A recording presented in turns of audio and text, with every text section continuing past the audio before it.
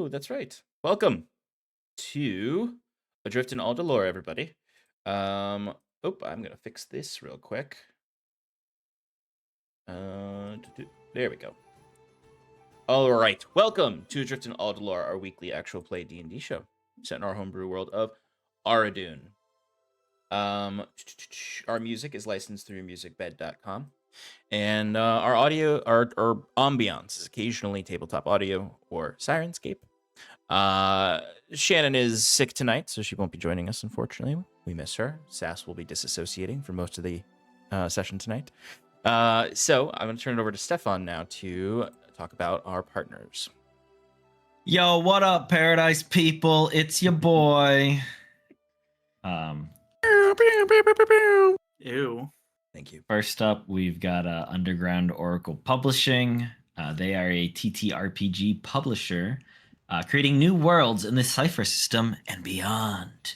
Their current focus is Foxfire, a science fiction TTRPG with a strong emphasis on high adventure and fun, full throttle action, where you play as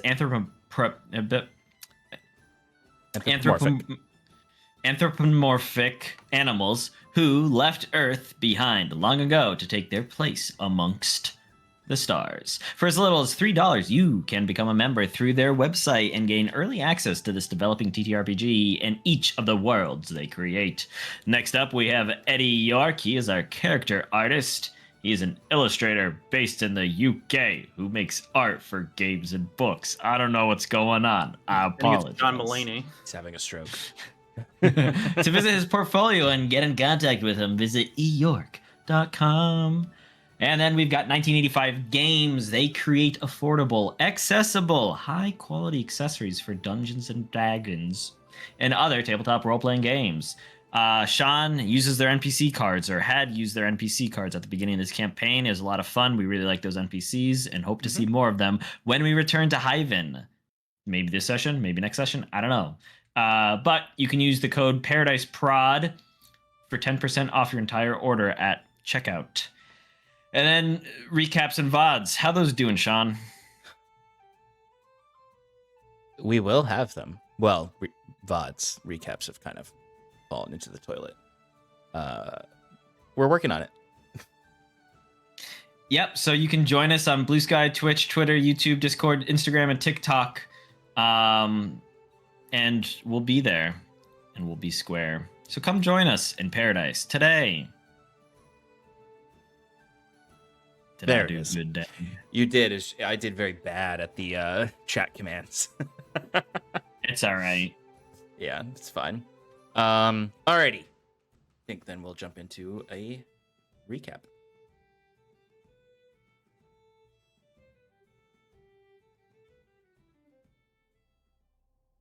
Last we left off,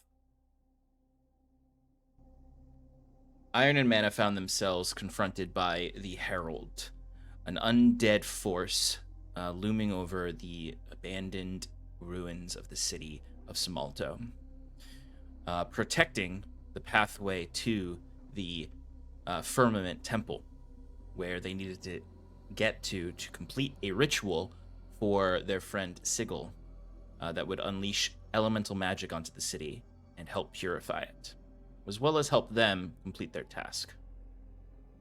Fyrn fled from the Herald in order to complete this ritual. Fortunately, when he found himself passing through the shimmering curtains into the firmament, the cursed mask that he bears began to overwhelm him as the spirit took on his body. Below, in the Sanctum District, Iron and Mana fought off the Herald. The fight proved deadly and incredibly difficult, as two of our heroes did die, Saskia and Septimus. But thanks to the quick thinking of Baron, he was able to resurrect Septimus with a diamond, and then he was able to resurrect Saskia with Septimus' second diamond. Temporarily, after the Herald had killed Septimus, he had stolen his soul as well. So Septimus was operating without that which makes mortals Alma. Cold, efficient, able to recognize friend from foe, but unburdened by certain fears. It gave the proper edge to allow him to not only resurrect Saskia through Baron, but also summon a celestial machina to help fight off the Herald. As the fight went on, the Herald continued to whittle away the party's life force. But thankfully, the party was able to fire off the right combination of attacks and radiant energy to take out the Herald right before he essentially was going to use his final big boom. In this fight, the Herald did take on a more macabre form, infused with the rotting magic of the Scathefulum Dreadlord of the Shadowfell, to become the Bloody Herald. But it wasn't enough to stop Iron and Mana, and he was defeated. Fyrn was also able to convince Einso, the spirit that protects the dead in this temple, to release his body from the control of the spirit. With his freedom, he completed the ritual, which purified the region, but also set free or dispersed the souls here, as Einso vanished. Fyrn now free from the curse of the mask, and with his life, which he was told he would not be able to leave this place with. Sigil appeared from the ritual site as large, pale vines and roots formed from the small rift in reality, infusing itself with the lights of Pescos and the blessed wort around. Sigil appeared and indicated to Fyrn down a causeway from the northern wall of the temple, he would find the glacier, where the Ithil Dagnir is said to be held, an ancient maul that Fyrn and his brother were tasked with retrieving as part of their exile from their homeland. A punishment, an unachievable goal, an impossible task.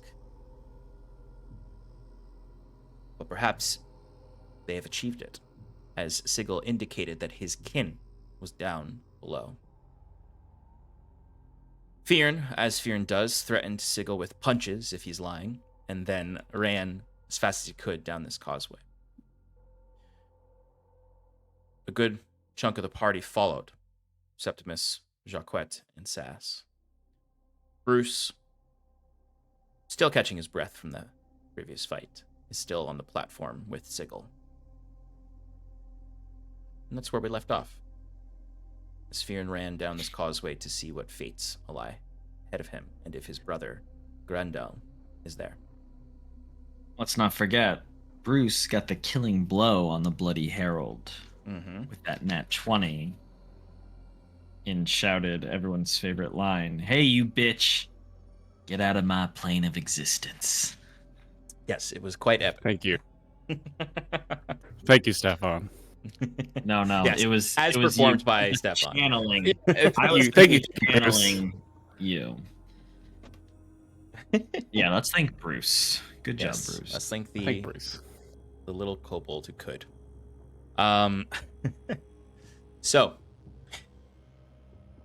as the ritual did go off and the sigil was completed, it did clear away the skies of the fog of the shadows influence here. The eclipsed sun shone through a little brighter than it should in the middle of winter, lighting up the glittering ice of the glacier. There's a cascading snowfall around the firmament of light, almost like celestial petals. Bruce, they dance around you as you look to the rift in the material plane formed. Sigil stands in front of it, observing this visage of petrified bark and golden thorns that form almost a throne as he's looking up around. And he turns around to see you still there. He cocks his head, curious. Do you not wish to go run and see Fyrn's fate? I'll catch up with my friends in a moment.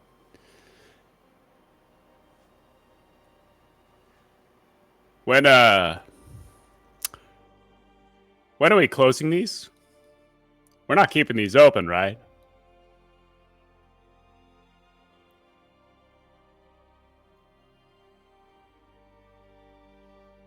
I suppose they can be closed at some point, but they serve a purpose here.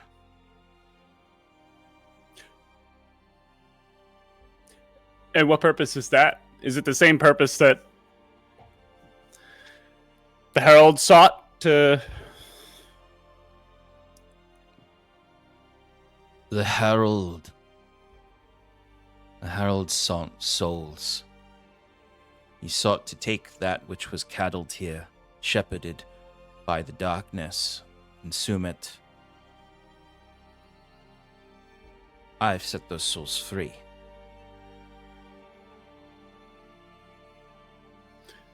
So then what is the purpose of keeping these open then?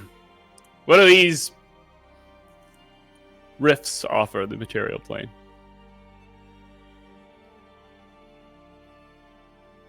A chance at harmony, balance,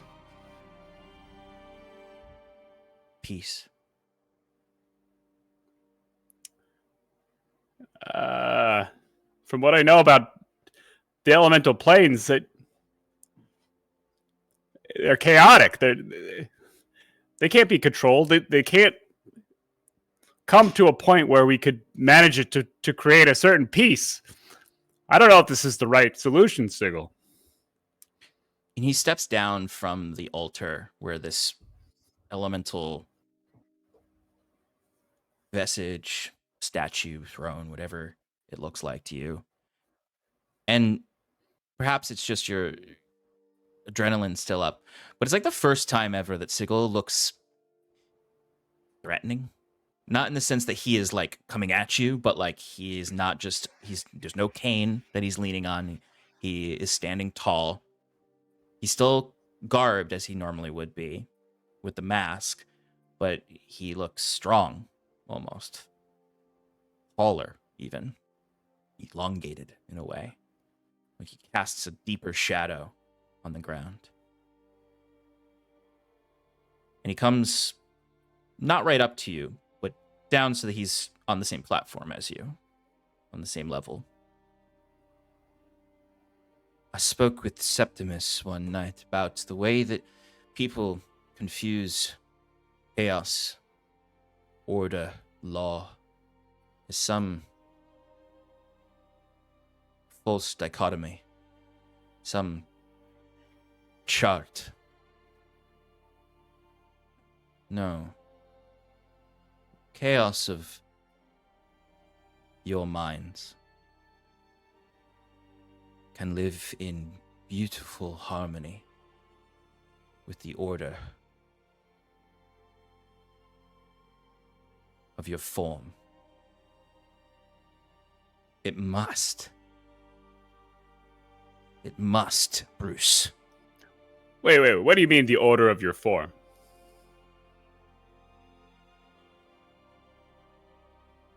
He points behind you out the pillars of this temple.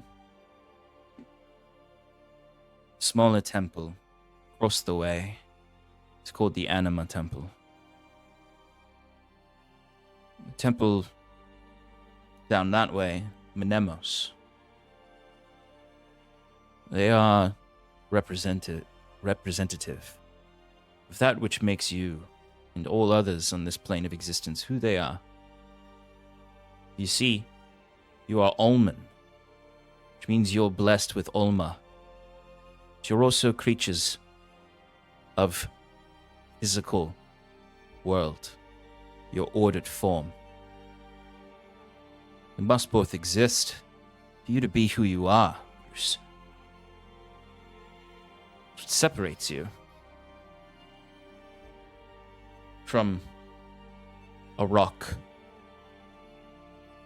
or even an animal grazing in the woodlands?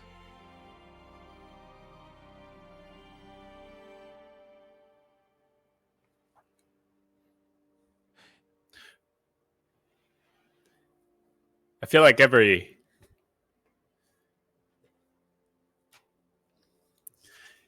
other plane wants to get into the material plane. Every higher being, every deity, every demon.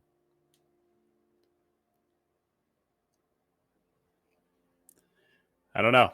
It just some have very sound reasoning why they deserve the right to be in the material plane.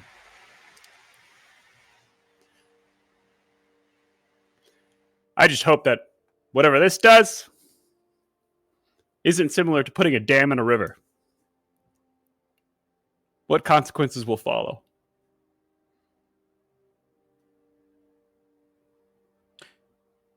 Change.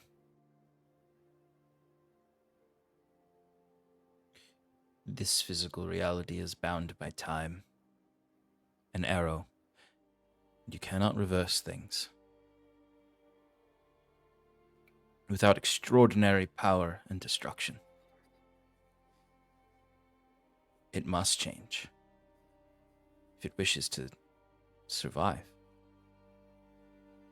I understand your hesitations, your fears, Bruce. All of this is flowing in that river.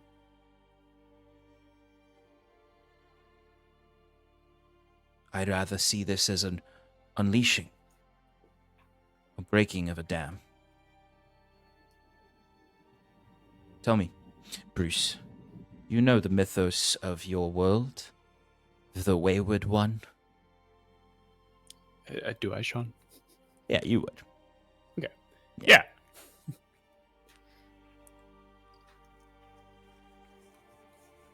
Perhaps the small stones that he dislodged from this world, from the realities he faced, has caused this river to flow.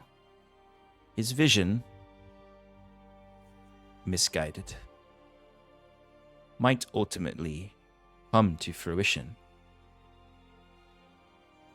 but in a different form, changed, not destructive, not controlling, not through the machinations of one man, but from the natural flow of energy, thought, soul, body, the resistances against that which holds these planes apart. You ever asked yourself why? Why do these planes exist? Why not a unified world?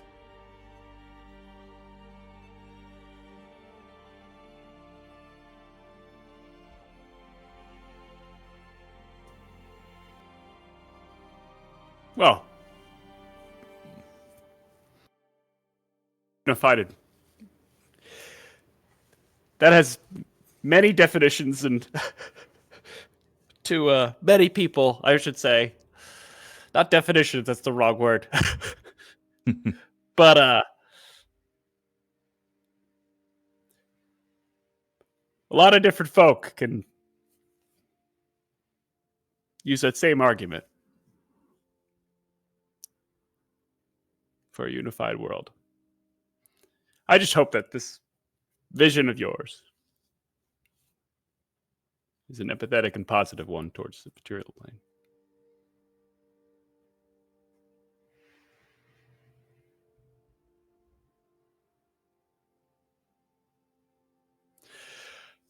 I gotta go catch up with my friends. I don't want another one dying.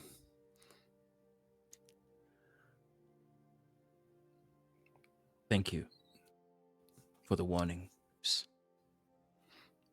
I'll see you back at Hyven.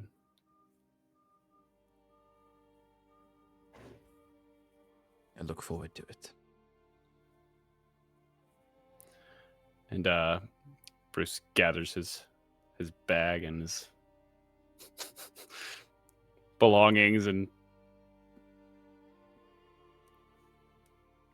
jogs towards his friends. Jogs off, yeah. So, returning to the causeway. Like I said last week, it's going to take you a jaunt. It's not just going to be, 2 minutes later that you're there. You're running down a very long causeway leading to this glacial formation.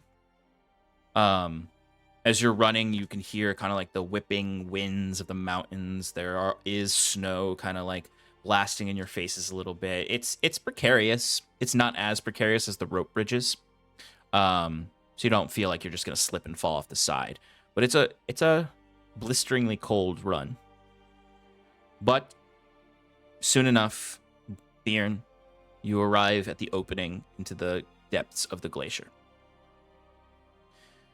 Now, this glacier is massive. Massive. It is a mountain unto itself. There is a very clear opening that leads into its depths. And this opening does appear to be somewhat carved a little bit. Although at other moments it looks as though it's been slowly formed over years.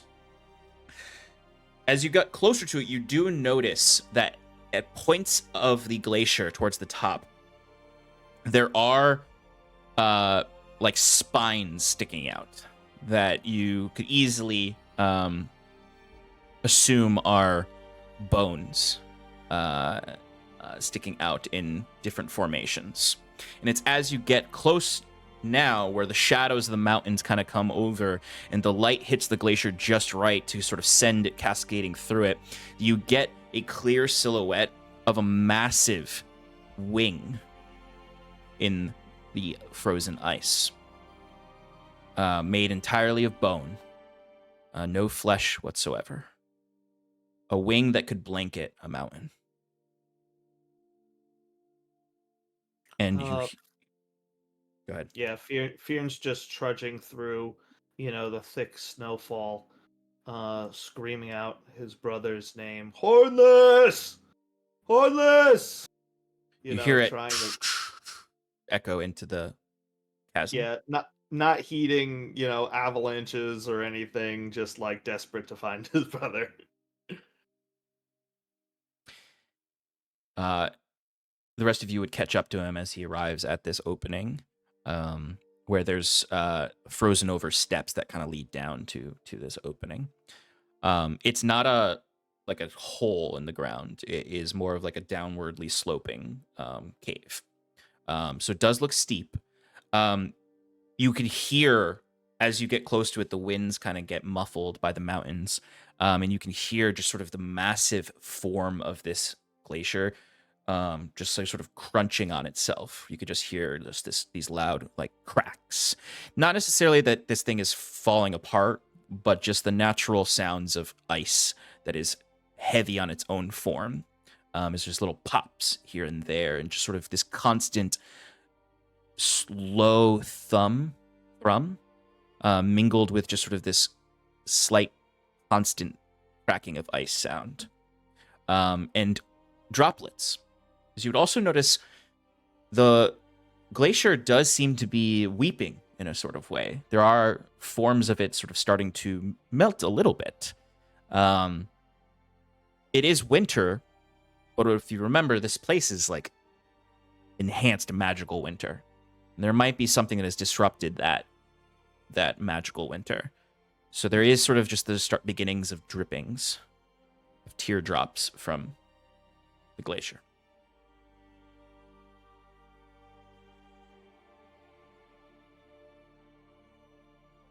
It looks as though it's going to be a little bit of a descent in there.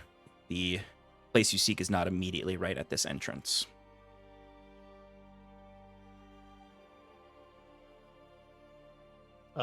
Yeah, no stopping. Fyrn's just gonna continue pushing forward. It's like as soon as you guys catch up with him, he starts moving forward again. You're muted.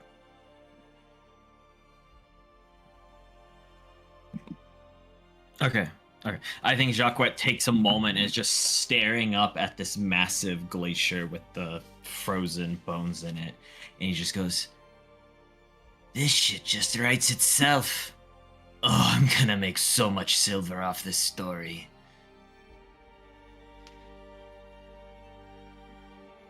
As he follows Fyrn.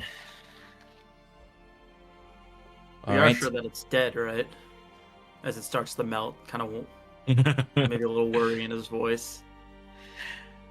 Oh, please, you know how things are. That which is dead never lies. I think I said that wrong. I don't think I've heard of that. I just made it up. That's a Jacquet special for you. Oh, it didn't make any sense. I should have known. Okay, you know what? All right. So Fyrn, you enter into the cave system, and you need to kind of like sidestep down to avoid slipping. But then eventually it levels off, and you can see it does appear like there were attempts at building a structured cave here. So you can find some like old frozen over construction sites where they were trying to turn this cave into a tunnel that they could have a little bit of control over. But it seems like the glacier always rebuffed any attempts at properly establishing any connection into its innards. So you can even imagine that the people of Smalltoe didn't even have like the ability to actually investigate in here. Like they likely had very little idea of what truly lay in here. Right. And you start to see as you walk into this first hallway, in the frozen ice are other corpses. You can see there are what appear to be, best you can surmise, giants in there that have died, and some of them are actually like have flesh on them and are preserved almost in this ice, like they were frozen in combat, it seems. Where they seem to be fighting amongst themselves, and you can see there's ones that clearly look like animated zombies, undead. That whatever god was frozen here, like they didn't freeze right away. Some kind of fight happened before its last breath was drawn. And there are, of course, countless, almost like on Everest, where there are the bodies of hikers who died that can't be retrieved. You find frozen over bodies that are clearly fresher and have frozen over time of people who have attempted to come in here. You even like spot a few of them that have tiefling horns and think they may be your kin who have in the past were also exiled to search for this, and got almost as close as you will get.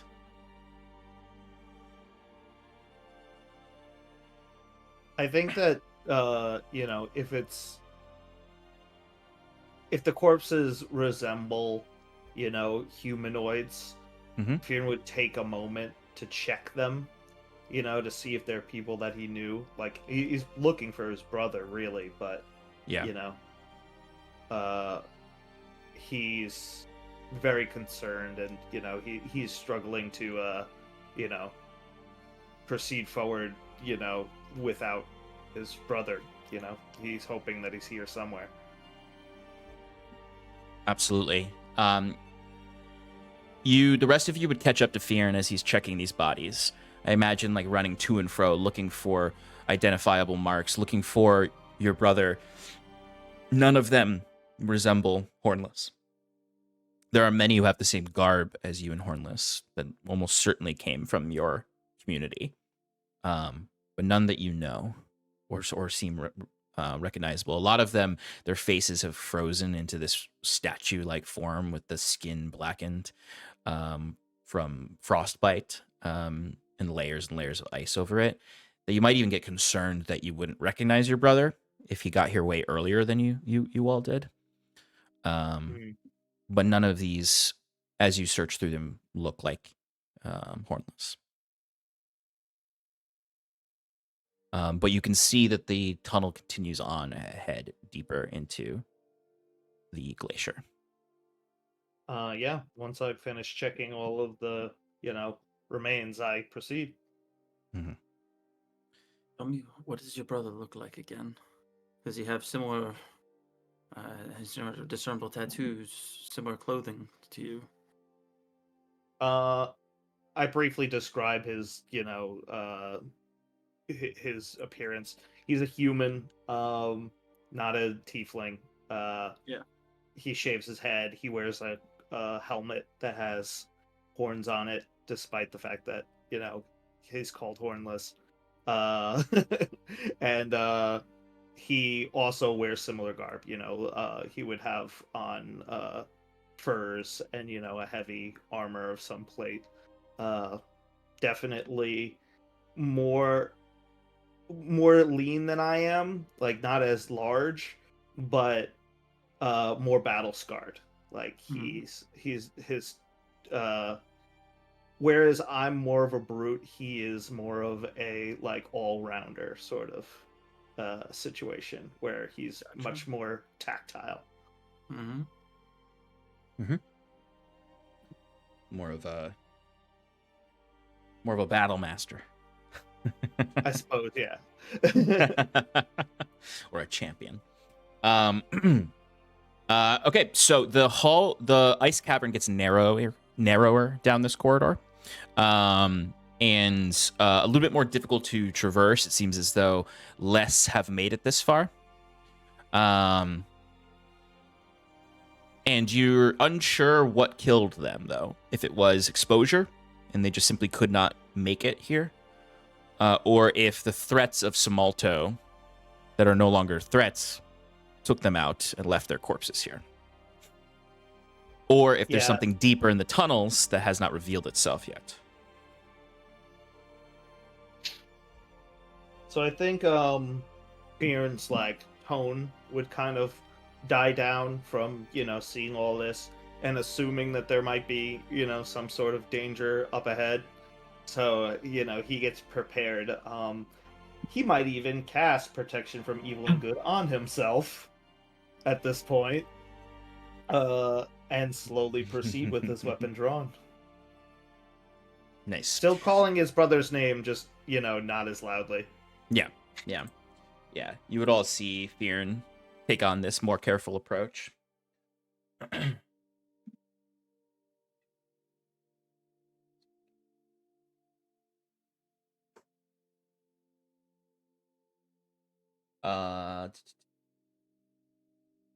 Nope, not that.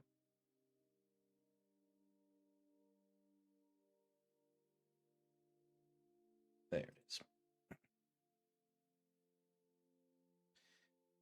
So you start making your way down this tunnel, and there are no more corpses here. Venturers who made it this far either did not make it this far or died further along. There does appear to be layers of blood mingled in the sheets of ice. Like maybe people made it this far but bled out or collapsed further along. It is certainly getting a little bit more concerning. But as you reach this tunnel, and it kind of winds and keeps going, it almost feels labyrinthian, but there's no like lefts and rights. There's no other corridors. It's a single winding, curving, almost intestinal corridor.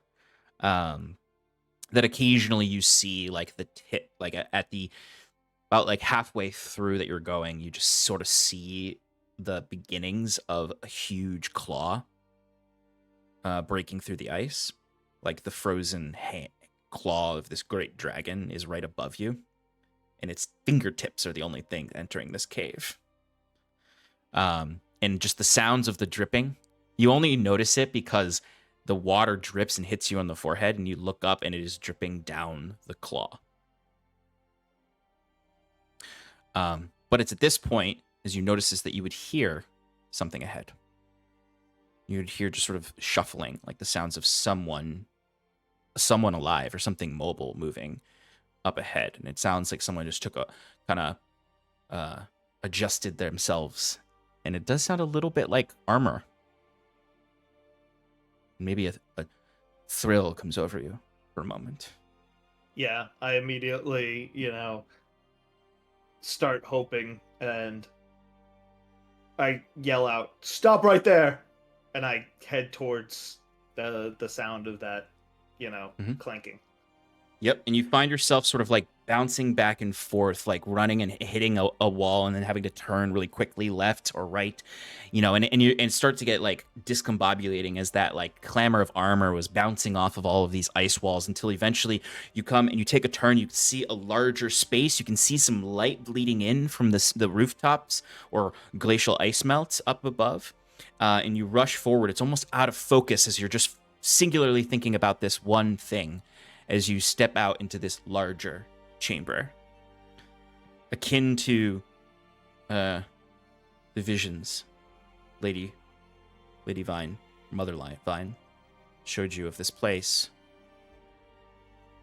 of what Septimus described from his visions with his legend lore. As you can see, several spikes of are spires of light coming through the roof, the ceiling of this, coming through the rib cage of this dragon. And you can see the left wall of this room is the entire side of the gargantuan skull of this dragon. And you notice that there's blood all over the place. Frozen blood, mingled with fresh blood, mingled with pools of ichor. And you can see in the corners are countless corpses of adventurers who sought the Ithildagnir. And across the room, the center, is the frozen seat that Septimus described. As you can see, coughing now, sitting in the seat, is a human man in furs and plate, with a horned helmet on, clutching bleeding wound in his stomach, as he holds in his hand the hilt of the Ithildagnir, the head of which planted firmly in the ground. Corpses of undead around him. I pay the corpses no mind. I immediately rush towards him and say, "Gerandol, it's me! Are you alright? I'm coming!" The head weakly looks up as you call the name out. Septimus, you were going to say something. See if I see that his wounds are mortal, and seeing Fyrn shout out a name and run towards. Septimus will follow suit and run as quickly as he can. John, am I caught up to them at this point? Yes, you would be. Okay. All right. Yeah, it's looking to immediately mend whatever injuries he may have. Fyrn, you get up, pulling out a health potion. Yeah. Yeah, you can see he does look up to you when you call the name, and you can now see your brother's face in the crossguard of the helm. Blood also kind of just bleeding from his mouth, down his chest, down his neck, to down hit the whole front. As he looks up and instinctually goes to try to stand, but you can see immediately as you're running to him that he cannot stand, as the seat and his legs are completely frozen solid. No, not like this. I'm still rushing towards him. Let me know when I get there. You get there, and he immediately takes his hand off of his stomach and grabs at your furs and armor and pulls you in close, as you can now see blood gush from his stomach that moment. If I'm not too far behind, could I cast a healing word? Yeah. On him? I'll cast it second level. Yeah, Fyrn is also like putting pressure on the wound, and he like pulls out his greater healing potion and like basically like slowly pushes it into his brother's mouth, and he's He like, shoves your hand away. Stop it. Why'd I? You... My brother. Alright. "What have you done?" I did it. With Hundkoth, I did it.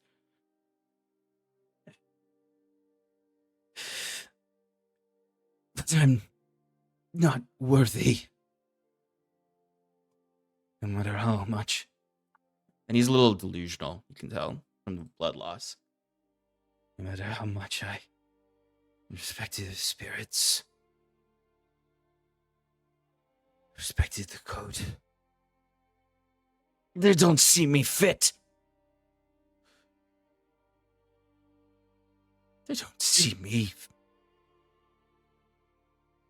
You can't believe that. You know you're fit. You've trained your whole life. The code is the way, and you followed it to the perfectly. You've never once betrayed it. I'm the fuck up. I'm the one who messes things up. Of course, you have to be the one to inherit this. The spirits would not betray you like this. You just need to stay strong.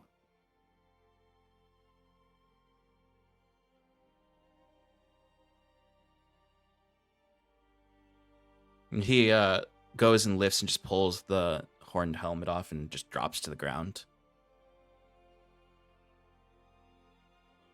My spirits have forsaken me. They do not listen.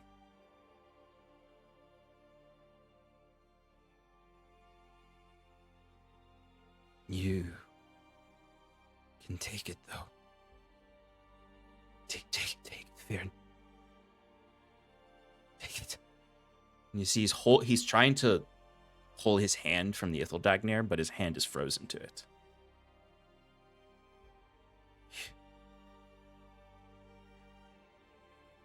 You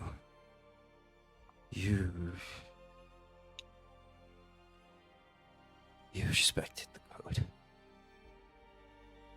You were exiled because of me. Because of me. No. That can't be. You can't die like this. We're supposed to go back together. That's what you wanted, right? That's why you left?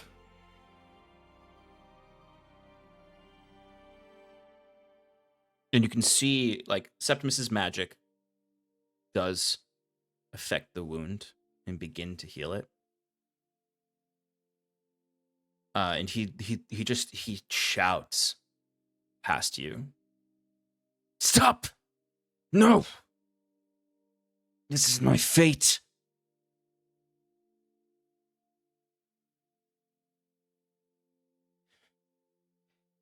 And you can see the ice starts to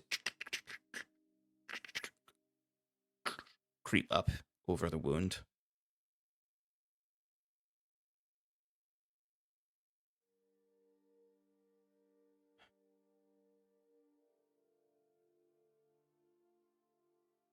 Look, we have to do something. You're not gonna make it. You just need to tell us we can help. I'm here. I brought help. We can get through this together. Work with me, you bastard.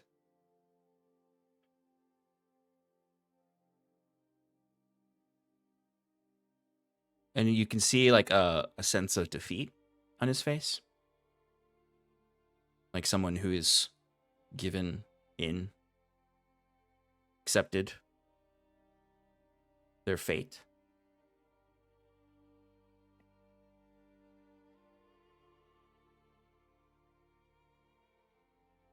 And he just he taps your cheek with his bloodied hand that he can still move.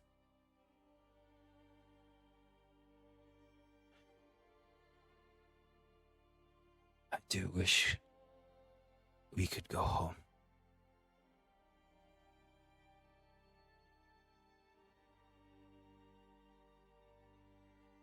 But it is not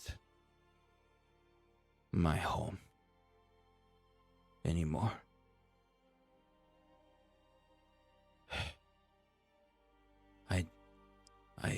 I wanted this more than anything, and I did things, Fyrn. This is right. But I can give you the opportunity to go home. Your home. Take it! You can see the ice starts to crack a little bit as he's pushing the hilt towards you. Fyrn, with tears in his eyes, grabs onto his brother's hand where he is holding the Ithildagnir and looks at his brother in the eye and says, "The North was always your home, even more than mine, and it will always be your home. Your soul will move on into our hallowed halls, forever remembered as a great warrior.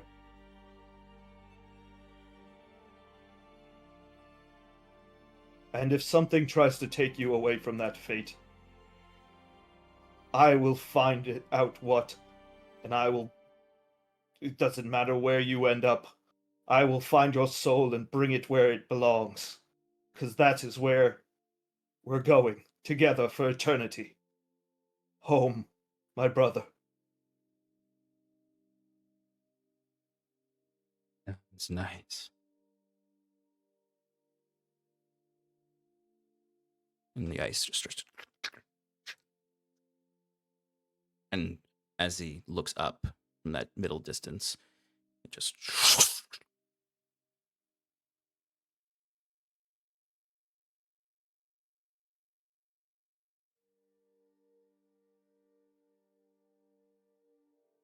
As you can feel the ice entirely taking him. Fyrn's just, like, watching him the whole time, gripping now his hand and the Ithildagnir together, with both of his hands on his knees. Just sobbing and, struggling to find the strength to stand as he watches his brother, have this horrible fate, and he doesn't even understand how or why.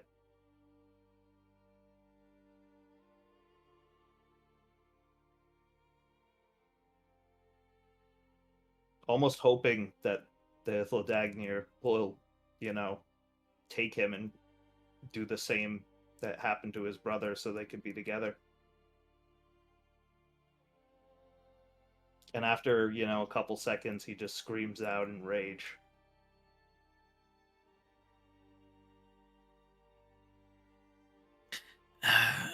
Fyrn,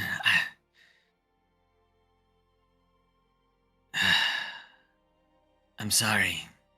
And Jacquet just kind of walks forward and put a hand on his shoulder and goes, "It can't be easy to have come so far and not be able to help the ones you love."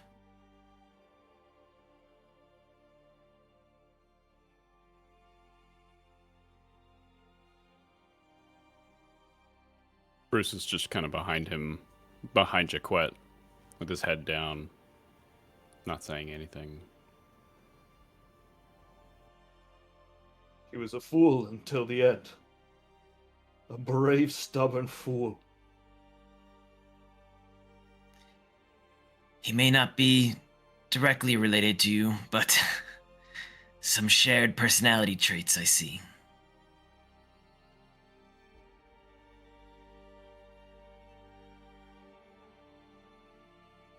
it's at this point that Fyrn would take the kind of try and lift the Ithildagnir from its frozen position and try and pull it away from his brother's body. Is that possible? I don't really know what's happening. Give me an athletics check. Oh boy. What's everyone's passive perception, by the way? 17. 19. 16. Woof. Does an 11 work, Sean? It was on the brink of hitting 20, and then it just rolled over to the 2, and I was like, oh boy. You start to pull on it, and you are making progress. It is budging. It's just not coming completely loose. You can see it coming loose from your brother's hand, but what is actually giving you more trouble is the head of the maul. Is more so what's giving you trouble. While he's doing this, Septimus, you notice that the dripping sound of the weeping ice is getting a little louder, and there seems to be more of it. As you look to the source of this, with that 19 passive perception, and you can see little rivers of blood leaking from the skull of the dragon and pooling by its jaws on the left side of the room, about 50 feet away.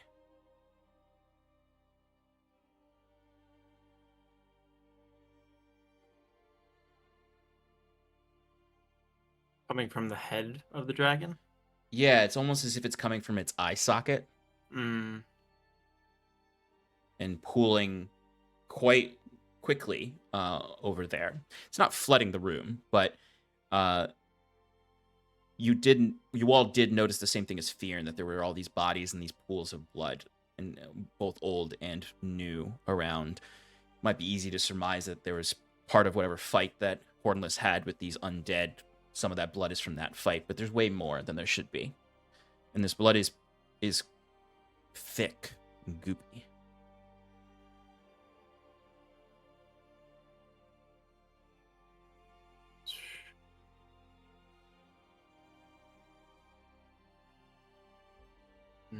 Septimus is just gonna walk towards it, just studying it.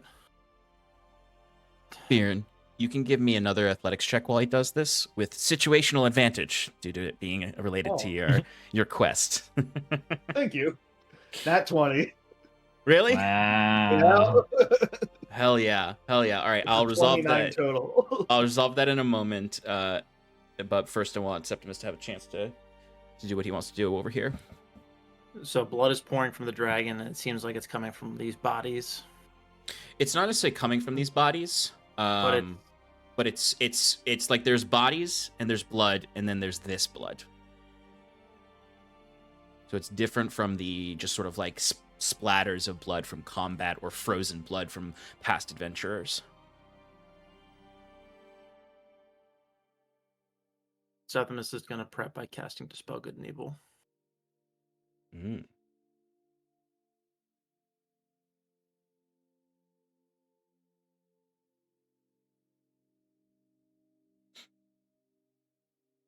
Are you holding that to cast it, or No, I'm it right now? casting. I'm casting it right now Okay, on myself. on yourself. Well, it says for the duration, which is 1 minute, or I guess yeah. I'll wait. I'll hold it until. Yeah, so you can cast it on yourself to give you the protection. But I was mistaken, thinking you were trying to do one of the break enchantment or dismissal. But yeah, you can cast that on yourself. Well, I'll wait since it's only a minute. I don't want it to just like pool for like a full minute and be like, oh Yeah, darn. yeah. I will hold my action. Okay. And see like because I got paranoid, but like it's probably gonna be something bigger if something erupts from this. I want that to be the trigger for me to cast it. So this is happening simultaneous to Fyrn's natural 20 with his 29 to seize the Ithildagnir. Fyrn, you are going to lift this hammer. What does that look like? It's extremely strenuous. You basically kind of had to get in the territory of a nat 20 to completely seize it in this moment so easily. But you're straining. This is like the hardest task you've ever done. This test of strength. What does it look like? So, I think at first Fyrn's not taking it seriously. He's kind of just wanting to push the thing out of the way to get to his brother's body. But as soon as like he attempts to pull it away and realizes it's heavier than he thought, and then thinks back to what his brother said and really sees that like this is what his brother wanted, he just is filled with this passion to, complete his brother's quest, and he lifts it up, and he's just like struggling as hard as he can. But as soon as his veins are like pumping out of his side of his neck, and you just hear a huge crack of the ice, the ancient ice that is just shattering. Like, you slowly hear it cracking louder and louder and louder until it like completely shatters out of the ground. And he like kind of holds it sideways at first, as the icicles are like still kind of attached to the the end of the weapon itself. And you could see a pool of like this bloody ice that's now just like starting to melt from where it was lodged into the ground. And he just like looks at it in awe, thinking that like this is impossible, this can't be happening to me. Yeah, and it's as you lift it and see this, you can actually also tell that even though he was deemed unworthy, Hornless did wield this for a moment in his fight.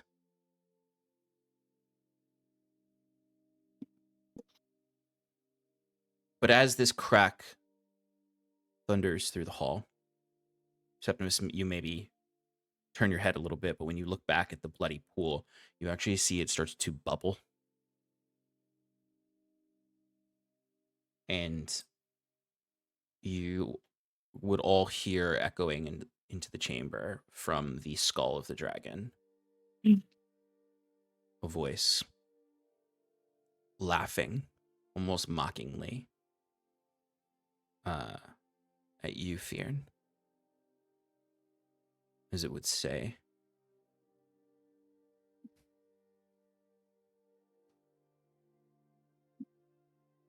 "You will never retrieve his soul. You will never find it. You will never be home. None of you will leave this place alive."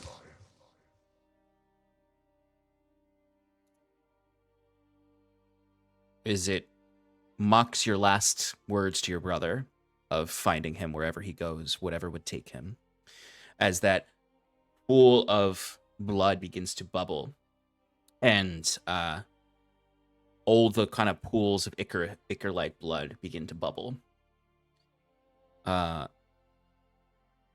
Septimus, if you want, you can trigger your held action to cast the Dispel Good and Evil. Okay, I shall. Okay. As rising from that pool of blood is a humanoid form that almost looks like an echo of Hornless. It looks like a bloodied form of him, a spectral bloodied form, wielding it's not the Ithildagnir, but it has the same dimensions of it. And instead of a hammer head, it has a scythe head. And then a bloodied cloak kind of just like unfurls behind this figure.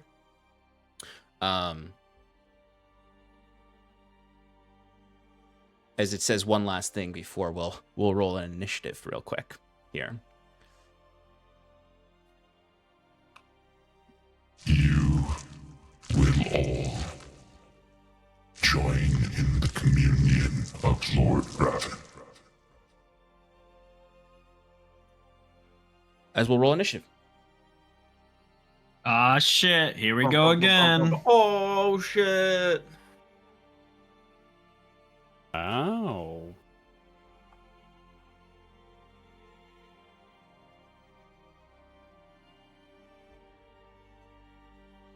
All right.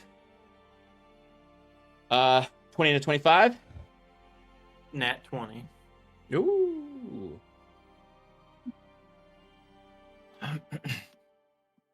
What's the total? 20. Okay. Come on. I got no decks.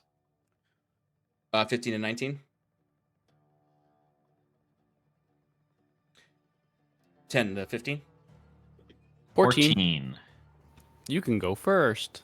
Oh, thanks. After you give me my soda, because jinx. And Fyrn, what'd you get? 7. 7. Okay.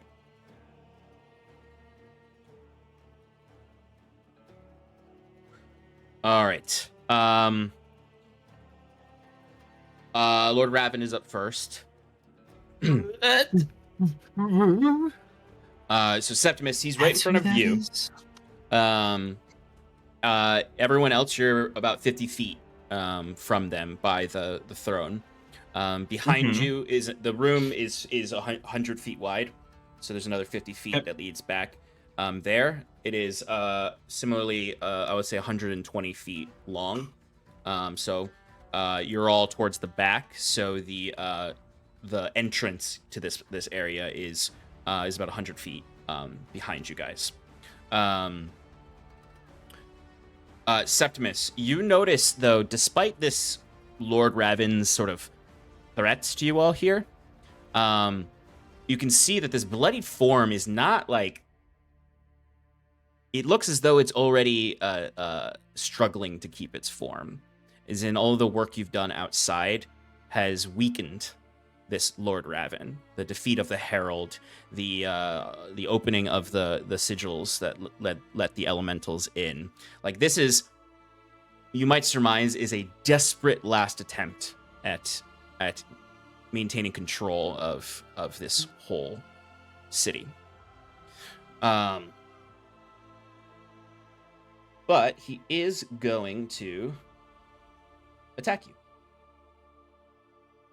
With his Raven slash. With his Raven slash, exactly. With his Shadowfell scythe. All right.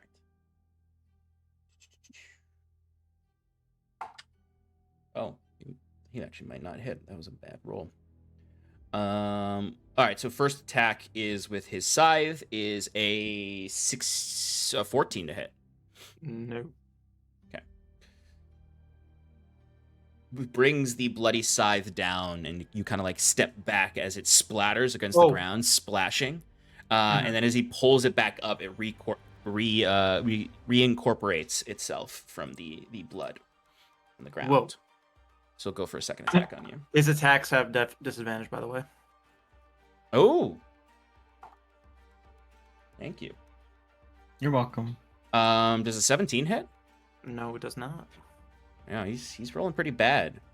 He also has disadvantage, and he's... All right, so as he does these first two attacks on you, you can see from his offhand, you see forms off of his wrist is a second spectral blade that comes out as he goes in for an attack at your side, trying to get a little kidney shot on you with his bloody dagger. But he will have disadvantage. Okay, that's a little better.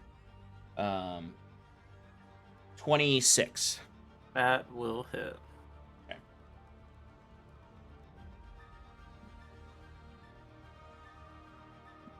Okay. All right, so that is going to be 11 piercing damage.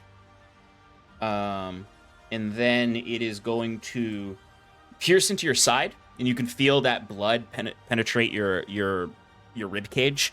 And then it is going to erupt inside, dealing more damage. Only do this once a turn.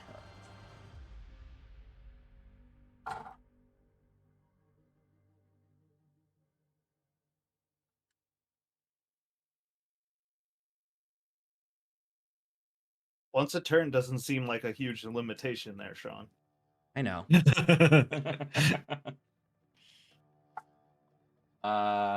Dealing an additional 32 piercing damage.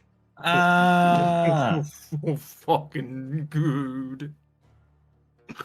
how you doing there, Septi? My left arm exploded. And then he actually has one more attack on you. No. They put Obojima in D&D Beyond? They That's did. pretty cool. Yeah. Whoo, thank goodness for that disadvantage. Otherwise that would have been a nat 20. Unless that was the but instead it's going to deal 20 or not deal, it's gonna be a 21 to hit. Does not hit. Okay. Okay. How you doing there, Seppi? I am. Septimus is looking the most lifeless you've ever seen him, even after dying twice. Woof. Okay. He's gonna use a bonus action before ending his turn, which is his bloody mirror. So rising out of the blood is Oh. Fucking great. three duplicates of himself. And Like that's a it. mirror image. Like a mirror image spell, Yeah. one could say. Great. Great. That is the end of his turn, though. Septimus, you are up now. Jacquette, Bruce, Fyrn. So it is essentially a mirror image where I don't know which one is him. Yeah, exactly, yes. It's safe to assume this is like a mirror image spell.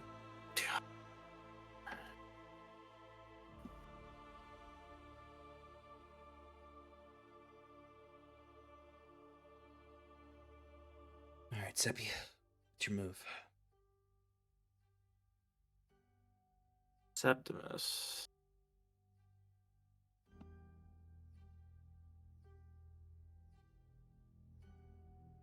How much farther up ahead am I from the rest of the group?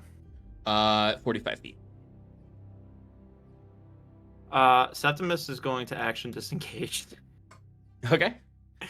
and run away All right, as far absolutely. back to the group as possible. And as he's just like turning back, you see him just like hobbling as like his left side of his body is just bleeding profusely. Mm-hmm. Be like, get rid of the duplicates so I can focus just him. As he'll also be holding a hand on himself and cast Healing Word. Okay, there it is. I'll do it at fourth full. Yeah, as you're running and saying this, like the form, they all kind of like in unison grip the scythe and hold it up like this, as he would just say, "You can run as far as you want to, but you will join." All right, anything else, Septimus?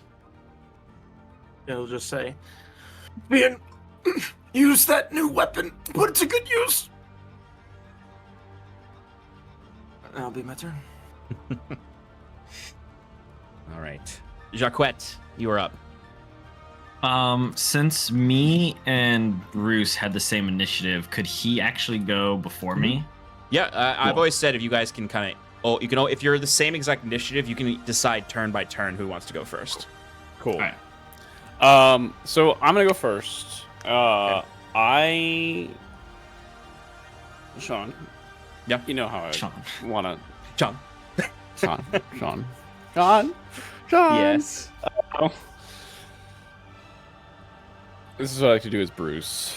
Okay. Bruce is gonna reach behind his back, grab his shield, and I'm gonna fart. I don't know if you heard that. I am going to reach into my bag and also grab my last bit of blessed wort. Nice.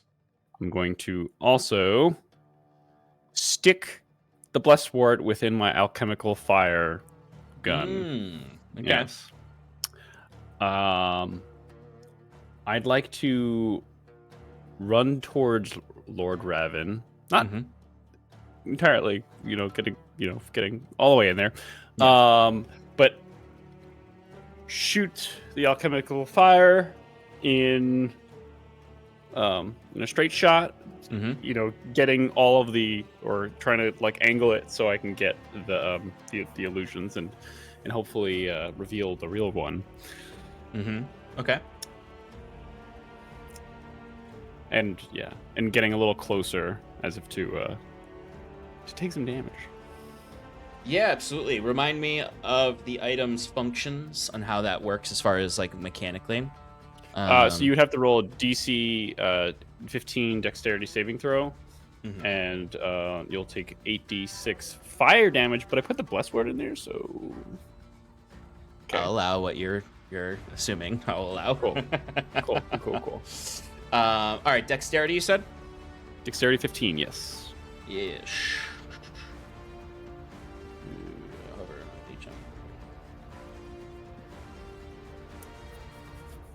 That one, Clay. That's the one. The last one, right? Yeah.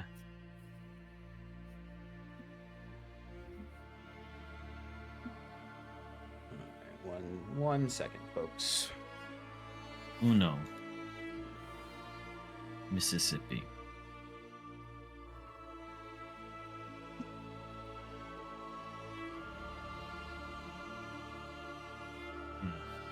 Okay, I will do that roll now.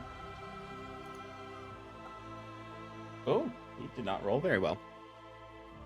Uh-oh. What is his? Okay, that's 17. He beats it. It's 15.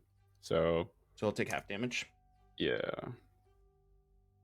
So you take 12 radiant damage. All right, that will. That is halved. It was 24. Perfect. All right. You see, as with most of the enemies in this place, that it deals extra damage. So you got the full damage. Actually, I got the full damage. Yeah. Did anything happen with the illusions? Did they no, reveal because more than the other? illusions are only affected by attack rolls, not saving throws. All right. Well, in that case, I'm gonna scream, "Damn it!" And that's my yelp. How far away do you have to be from something to yop it? 10. 10 feet. Okay. And what's your movement speed? 30. 30. Can I close the gap? So you wouldn't be able to close the gap within 10 feet. You would be 20 feet away from him. All right. I'll still scream, but I won't yelp. Have long strider. Is that still up? Oh yeah. How long does 10 long feet. strider last? An hour, I think. Oh, an hour? Then Yes. yeah, I would say that Bruce, you would still have long strider on you. So Oh, that would okay. clear the distance to give you just enough space to yop him. Perfect. Yay. I shall do that. Excellent. All right. He is going to No. do a thing. At the end of his turn, he is going to use villain action. And he is going to all the images would sink into the blood and vanish. And then you all kind of like look around you and see the random blood pools that are all over the place, pretty much unavoidable, all kind of like come towards you, and the forms all come up in front of. Well, let's see. There are. How many of you are there here?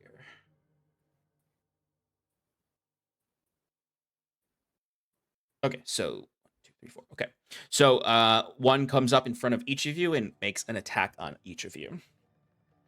No. Do they all have disadvantage?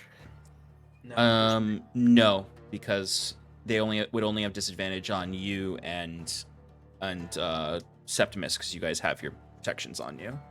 The Yop gives you guys advantage on him, not him disadvantage on you all. All right. Jacquette does a 19 hit. Yeah, that'll hit. Okay.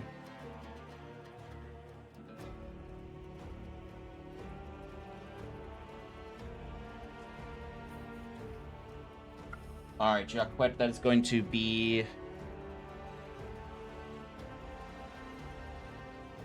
12 piercing or slashing damage. Okay. And I need you to give me a Constitution saving throw. Okay. I'm going to use a reaction to half that. Okay. And then I'll make the con 17. 17. Okay. So that does not succeed. You are going to take 9 points of poison damage, and you are considered poisoned for the next minute. Wait a minute. Mm-hmm. I still have the antitoxin on. Because that lasts an hour. How long does that last? And when did you take it? I took it at whenever we took the necrotic, so at the start of this. Yeah. So if it lasts an hour, then it's still up. All right, so I have advantage on the saving throw to avoid. All right, go ahead and roll again. And that's a natural 20. There you go. All right. There you go. Okay, then you don't take that damage, and you are not poisoned. Ooh. Okay. Awesome. Next is Bruce. Bruce, does a 19 hit? It does hit. Okay. Give me that same con save. You got it, boss. And you're also going to take 15 slashing damage. Ooh. Is this a spell? No, it's a villain action. It's an attack. Boo. Is it a magical effect? It is not. It's not a magic action. Is it magical adjacent? Nope. I fail. I got a 10. All right, so you are poisoned for the next minute, and you're going to take 5 poison damage. No. Okay. A lot of damage. Fyrn, you're next. It will have disadvantage against you. Cool. Okay, it's definitely not going to hit with a 15. I don't know, Sean. What's my AC? Oh shoot, you're right, because you're not wearing the the legendary armor anymore. So essentially, you're wearing regular plate mail or plate armor. Okay, so -1 to my AC. Yeah. Got it. All right, Septimus. It will have disadvantage on you. I don't think a 14 hits, so you're No, good. it will not. Okay, so once each of the forms attacks you all, it does kind of pull itself back into the ground and then reappears in the original spot. But now it is Jacquette's turn. All right. Jacquette is going to.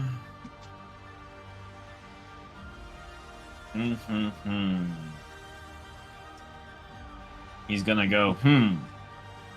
All right. All right. Jacquette's gonna move his movement towards the entrance. Okay. He is then going to.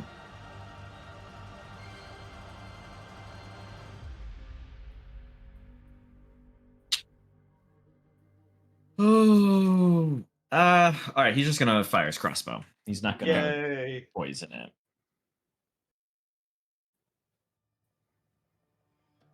All right, that's a 27 to hit. 27 is going to hit.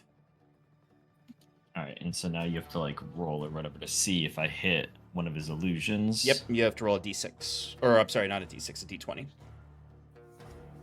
No, you. Yep, I do it. And you have to roll one for each of the duplicates. Yes.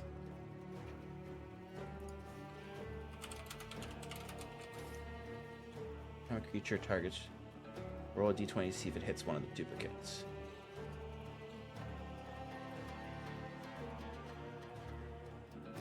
Okay, cool. Alright.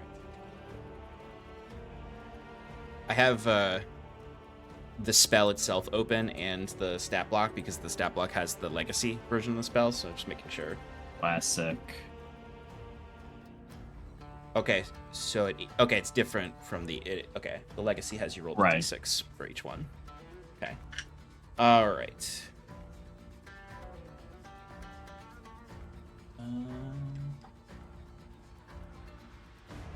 All right.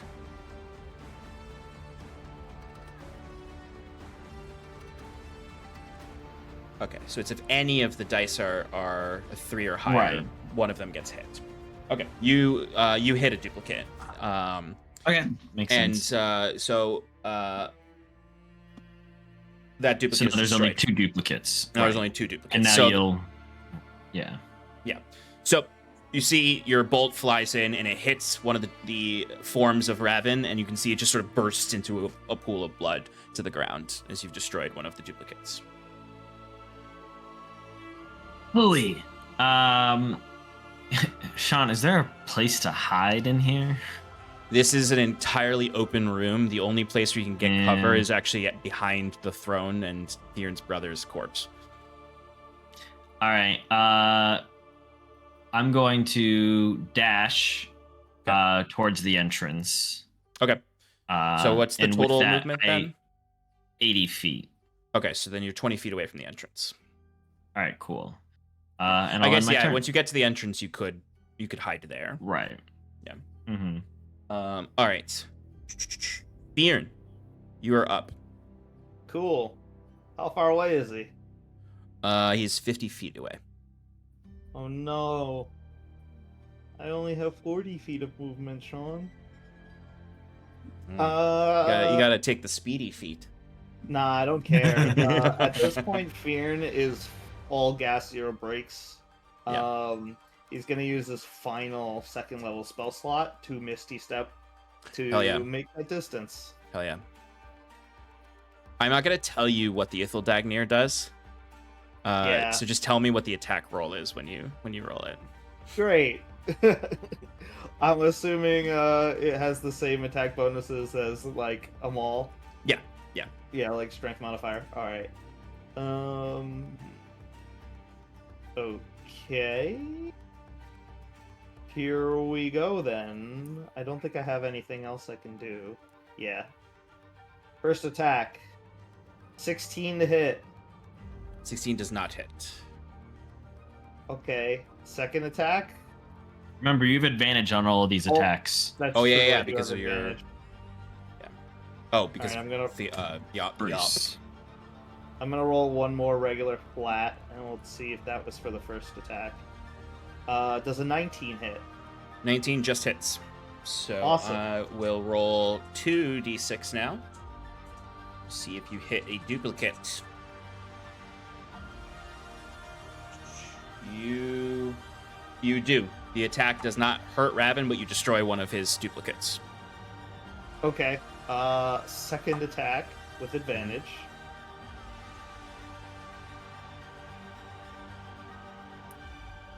A 26 to hit. Definitely hits. So I'll roll the last duplicates. You actually hit Raven with this one. Ooh. So go ahead and roll a normal Maul's damage, and then I will describe Okay. any additional effects that happen. Okay. That's gonna be 9 bludgeoning damage. plus my strength modifier, I guess. Mm-hmm. So 14 bludgeoning damage, I think. Is that All how right. it And works? what was your Do I roll get on the dice? proficiency too? I get proficiency too. It's Not 9 to plus 9, damage. Not to damage. No. No. Why is this greatsword? It must be. Although you do have, you have heavy weapon master, right? Yeah. Oh yeah, that gives me the bonus. That's what where it the was. bonus is from. Yeah. Okay. So it's another 5, I think. Yeah, the heavy so weapon? it should be 18 bludgeoning damage. Cool. If it was just a regular maul. Yeah. All right. And what was your actual roll on the dice to hit? I believe it was like a 17 plus 9. Okay. Cool. Okay. So as you hit him, there's a small localized shockwave of ice that bursts off of the Ithildagnir.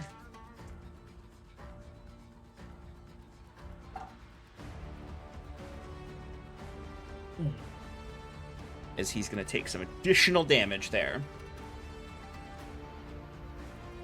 It does appear that this damage is cold, following the theme of the Ithildagnir, which it does seem like he has resistance to. So it does this cool burst of frozen magical energy across him, but it does not hurt as much as it should. But it still does a good chunk of damage. As you can see, sort of these icicles, these shards of ice kind of rip through the bloody form.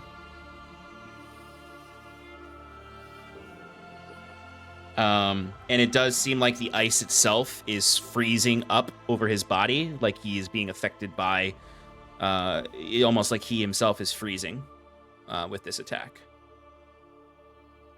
Okay. I'm gonna give it the sap ability, which gives it disadvantage on its next attack roll. Cool. Not sure if it needed that, but that's what I'm doing. And then I'm going to attack again. Go for it.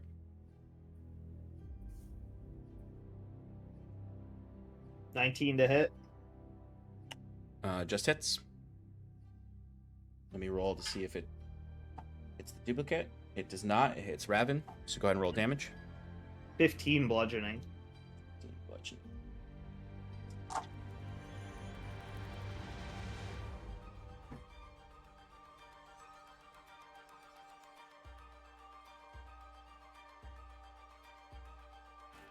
Okay. Anything else? I think I'm out of actions. That's my turn. All right. Back to Raven's turn. Okay.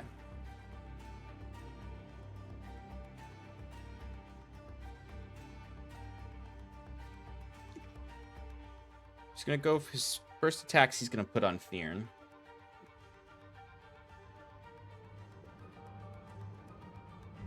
Does have disadvantage though. Oh, he got a natural 1. What a goofball. Second attack on Fyrn.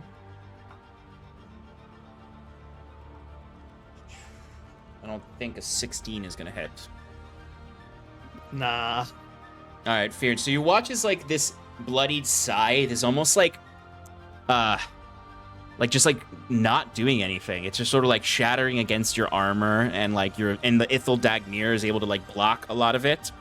And you can see like on this spectral like visage of your brother, like this frustration on this face, this distorted version of your brother that the Lord Raven is controlling, as he's going to bonus action disengage, and sinks into the ground. That's a bonus action? He can, and reform himself up by Bruce, who shot Blessed War at his face. He didn't like that. He did not like that. As he's going to go for the dagger attacks on Bruce. No, not the exploding dagger attack. Don't let him hit you. All right, a 28 I'm not a to rat. hit Bruce. A 28 Yeah. just misses. Oh, dang. A 20 what misses? No. I was about to say, my god. Oh, shit. All right, so the initial damage is going to be 9 piercing damage. Okay. And then it is going to... the bloody burst will happen. The bloodied burst. I have another deep.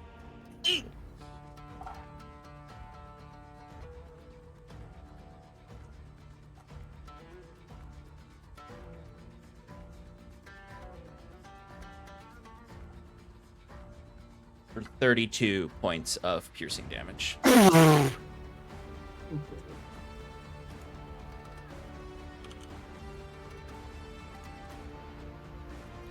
I'm down. Okay. Roos is down, so he is going to once again he's gonna walk up to Septimus next.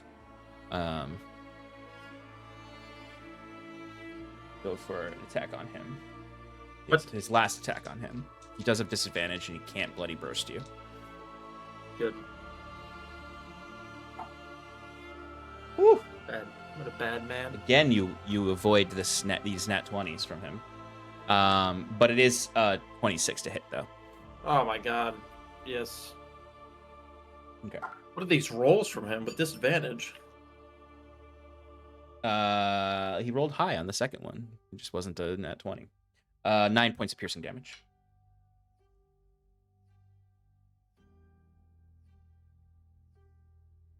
And that will be the end of his turn, leading us to you, Septimus. So he's right in front of you. He's basically between you and Bruce.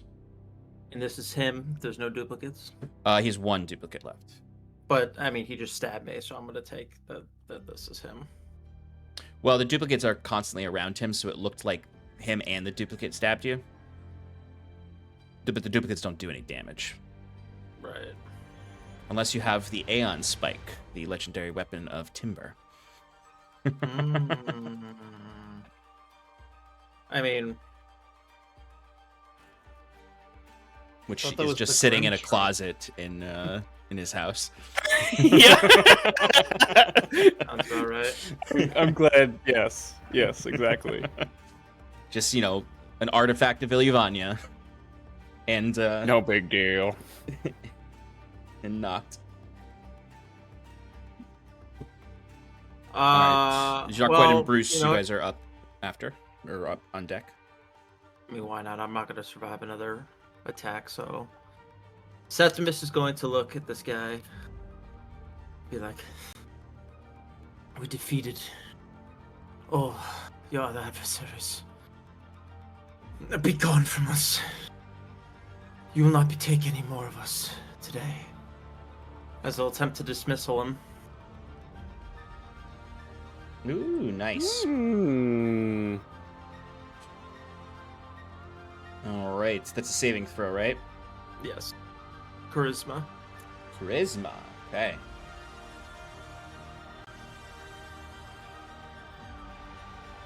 All right. Charisma. Oh.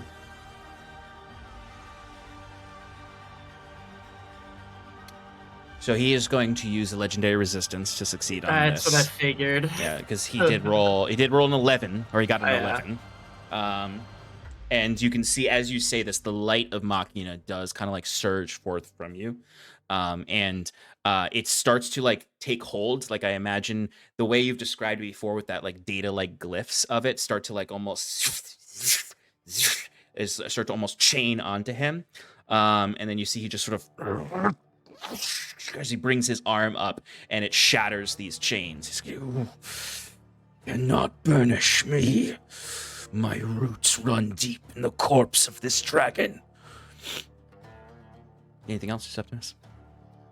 I'll die. Take the die action. Yeah, I think I action. Okay. I don't really have anything else I can't do. No. All right. Bruce, give me a death saving throw. You got it.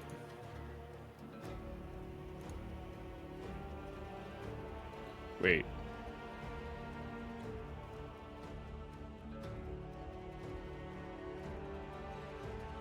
What if it was a life-saving throw and you failed it?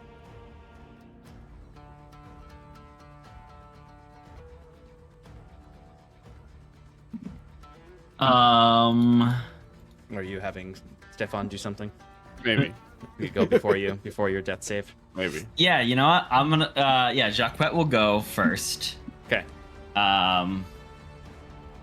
So he's run over to the entrance. He's like, he turned around, and he's like, fucking hell, Bruce. And then he's gonna crouch down and feline agility to move back with his movement speed only, the 80 feet. Okay. He's then going to put I think I have a greater. Yeah, greater potion of healing into Bruce's baby boy mouth. Absolutely. He gets him. one fail on his death saves for drowning on healing potion. For 12 hit points. Sweet deal. And then like he's just kind of like cradling Bruce, and he's like, "We better make it out of this fucking mess, because by the Crescent Heart, it's gonna make such a good fucking story." Yeah. And then he's It's like when you say that too is exactly the same time that like the chains shatter from the dismissal attempt. It's all happening at once. Looks really cool. and then he's gonna one hand his light crossbow and fire at what's his name? Lord Raven. Lord Butthole. That's 26 to hit. 26 will hit. Got him.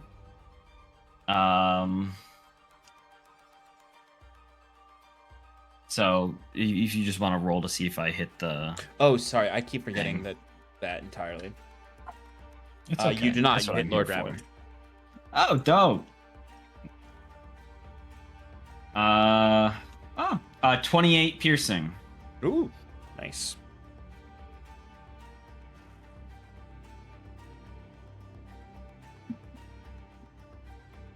And then Saskia descends from above with 20 With Eldritch 12 Blasts. edge blasts. Okay, the bolt flies into his back, and there is sort of a shriek as he turns back to see his work undone on the killing of Bruce, and that he's surrounded by enemies. All right. Anything else? Oh, Bruce, it's now It's your my turn. You are prone in Jacquet's arms. Thanks, Jacquet. Bruce is gonna get up a little bit and reach into his pocket, and with his last ditch effort of whatever life he's got left, he's gonna cast haste on Fyrn. Ooh. Cool. Cool. Pretty cool. Am I still poisoned, Sean? Yes. You're poisoned for All a right. minute. And after drinking the liquid that Jacquet just fed me, Bruce is gonna be like, and I'm drinking another antitoxin. Thanks, Jacquet, again for that one.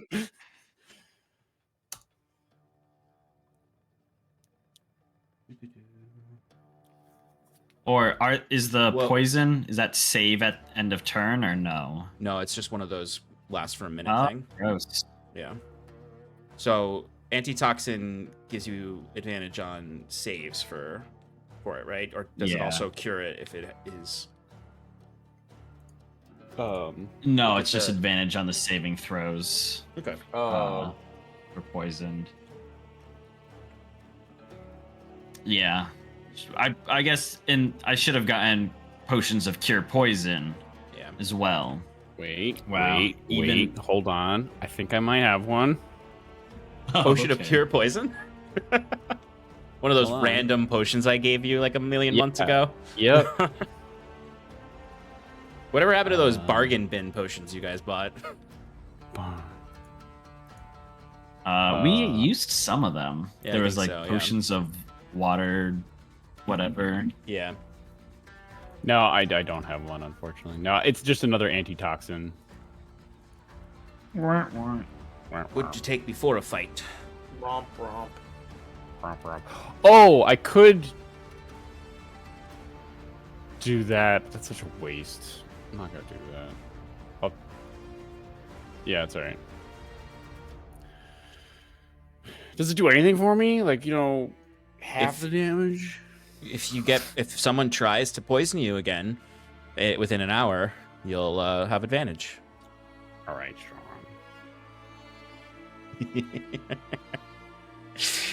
Anything else, Bruce? No. Okay. No. You stand up. Where do you stand, Jacquet's arms? Yeah, I Bruce likes it there. It gets up. And he like a smart tactical now combat proficient Bruce, he steps 10 feet away from Jacquet. Nice.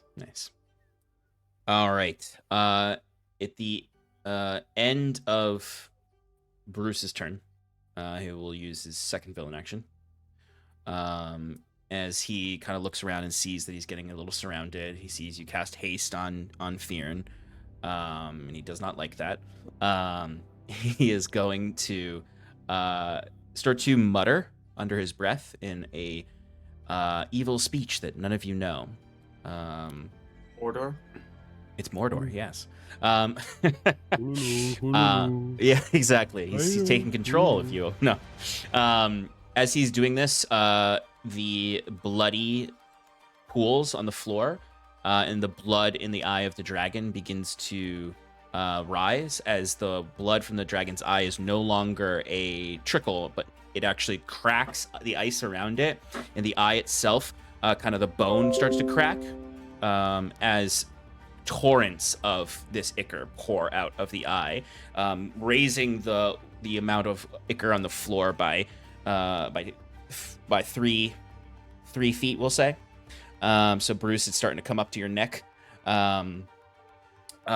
The entire room is now difficult terrain. Let's see. I think everyone has taken damage, so I'll need everyone to give me Constitution saving throws. Is this spell effect? It is not. Sorry, Alex. God damn it. But he's Shield being is held, useless. so he's not in this. He's not in the blood, right? No, he is. What'd you get, Bruce? I got 8.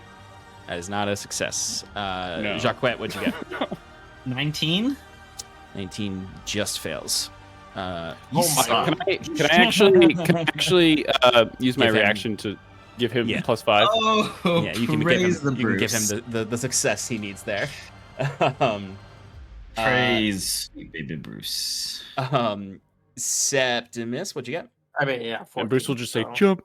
I love that. What'd you get? I'm sorry, what'd you get, Septimus? 14. Okay. And Fyrn, what'd you get? 29. 29. Oh, yeah, that succeeds. All right. 1 second. I have too many tabs open.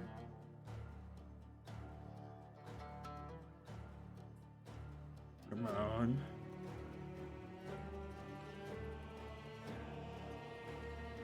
Where did you go?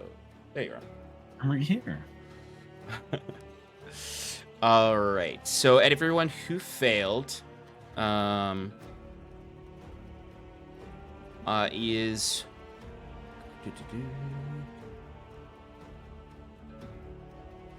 he's considered bloodstained right now. So long as you are bloodstained, Lord Raven will have advantage on attack rolls against you, and you'll have disadvantage on saving throws. Yeah. And then there'll be a feature at the end of each of your turns when you are still bloodstained. All right. Which leads us to Fyrn. Is there a way to get rid of bloodstain? Yes. You need to get completely out of the blood and end your turn out of the blood. Okay. Okay. How far away is he, Sean? He is where Septimus was. So Septimus, what's your movement speed right now? 30. 30. Okay, so then he's like 35 feet away from you. Okay. I have a movement speed of 40, but it's doubled from Difficult terrain. haste. But and it's halved haste. from difficult So terrain, it'll get you yeah. there. It'll get you there. The haste will get you there. Okay, and I'm just gonna attack him. Also, Sean, he didn't deal any damage with the bloodstain thing, right? No, it just created difficult terrain and gave you the debuff bloodstained. Okie dokie, time to smack him. You you do have disadvantage on attacks against him. Why? Oh, I'm sorry. No, I take that back. I said he has advantage on attacks against you. No, you're good. You're good. Right. Straight Okay. rolls. Straight rolls. The chirp is dead, right? No more chirp. The chirp. The yip. The yip is done. Okay. Swing. 25 to hit. 25 is going to hit. Let me roll for his final mirror image. It doesn't hit the image, it hits him. Okay. That image ain't doing its job. That's 7 points. Wait, no, 7 plus 9 is 16 points of bludgeoning damage for the first attack. Nice. And it's going to deal additional cold in that burst. And again, you see that cold starts to form more aggressively upon him. And because it's on him and it's cold AoE, does it freeze the No, blood unfortunately, around that's him? not how the mirror image mechanics work because it's a mirror image, so it's not affected by things. It's just a target that I you didn't accidentally... know you. I wasn't talking about the target, like the mirror image. Sorry, what I were was you talking hoping about? that it would freeze the blood that's now at his legs. Oh, no. So he disable his movement at all. Okay. No, there's too much blood for that. But he does appear to have 2 stacks of some kind of effect on him.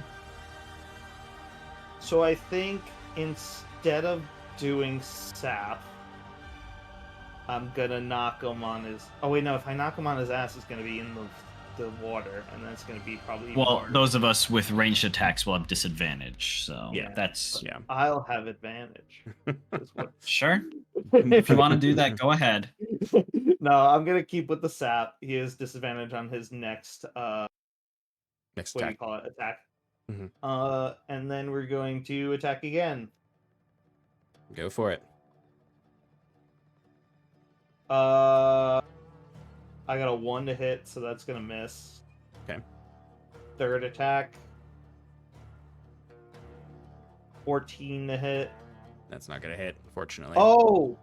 Does haste give me anything? No, right? You get 1 extra One attack, extra attack. Okay. or you can dash, disengage, fly. We'll stick with the attack.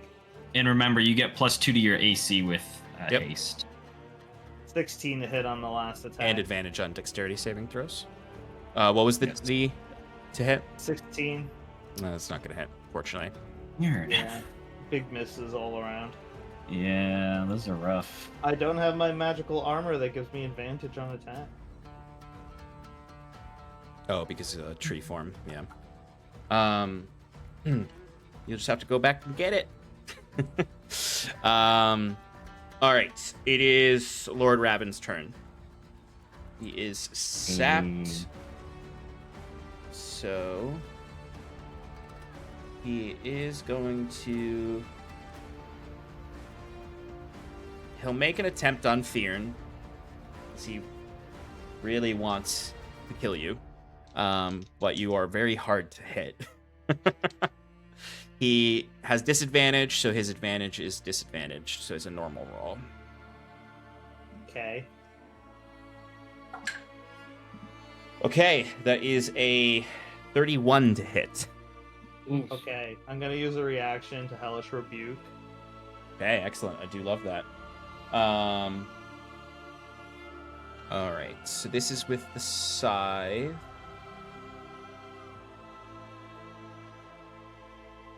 So it's going to deal 19 slashing damage. Sean, Mhm. he should have disadvantage on attacks against me also from another thing. There's too, no such just thing as so you double disadvantage. know. Okay. Only FX ones. So Yeah, so how much damage was that? 19 slashing damage, and I need you to give me a Constitution saving throw. You Okay. do have disadvantage on the saving throw due to being bloodstained. But what if I had something else that gave me advantage on Constitution saving throws, which I don't? Well, if you did have that, you'd have a straight roll. But you don't, so disadvantage it. 16 with Okay, disadvantage. that's a fail, so you're also going to take 5 poison damage, and you are now poisoned for 1 minute. Ouch. All right. Make a dexterity saving throw? Oh, yeah, because you did that, yeah. Ooh. He's very good at dex. That is a 19. Yeah, that doesn't work. Does he take half damage or is it just out? What does the spell say? Half. But also, Alright. I'm looking at the legacy version, I guess. I don't know if the new version's any different. Yeah, well, let's look it up real quick.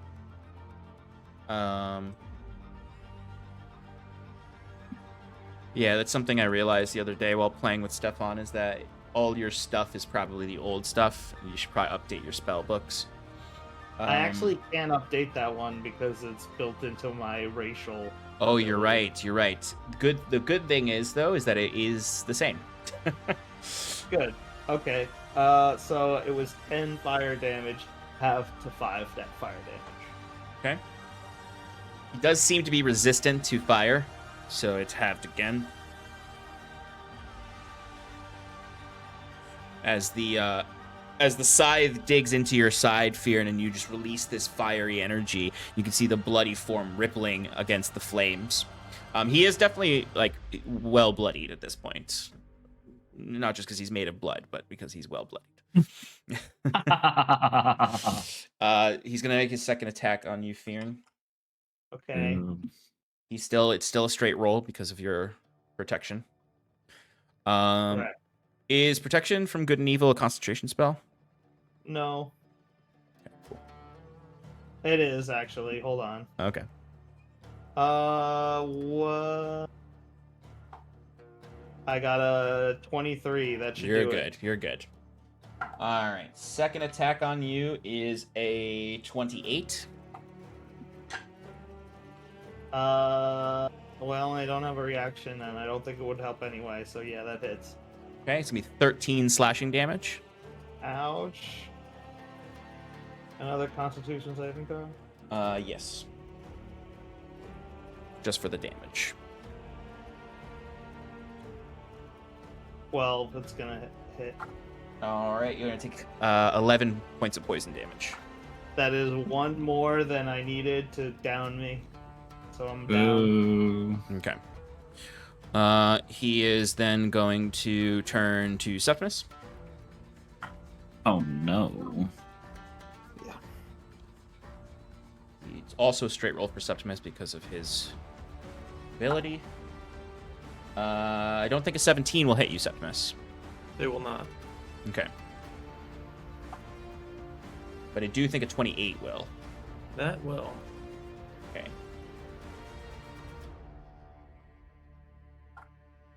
All right, Septimus. That is going to be 11 piercing damage. Ouch. And then he is going to bloody burst. Oh, kill me, please.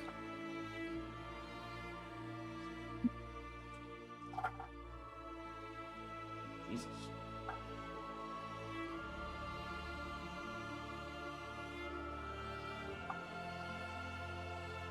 Uh, 20 piercing damage.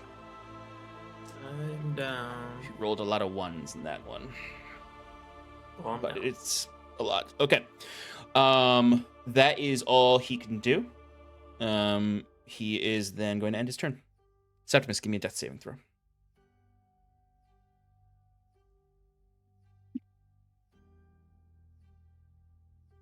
Ten. That's a success, right? I don't know.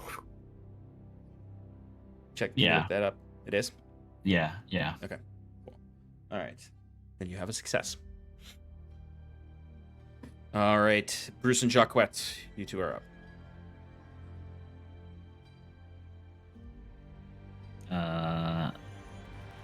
I guess I'll go first. How tall ceiling, please? Ceiling? How tall is the ceiling? That is an excellent question. I would say the ceiling is 80 feet tall.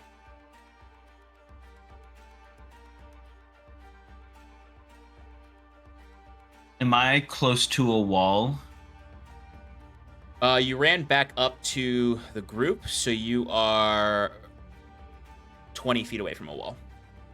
Oh, cool. All right, Jacquette is going to bonus action apply the poison to his.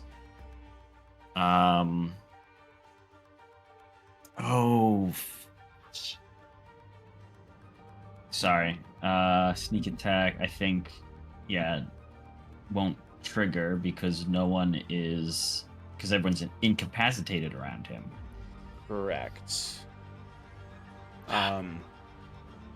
You could let Bruce go first, and he can get engaged with it. Bruce, are you planning to engage with this man? I wasn't, but I can. No, I don't think that is the play here. All right, Brucey boy, what are we doing? Knock this out. It's you too. I imagine Deus Jacquette Ex whispers that to him. Saskia? Deus Ex Saskia? We'll see if Deus Ex Saskia shows up. All right. Sean, Yes. can I tell if there's any like cracks in the floor surface No, because there's 3 feet of blood on the floor.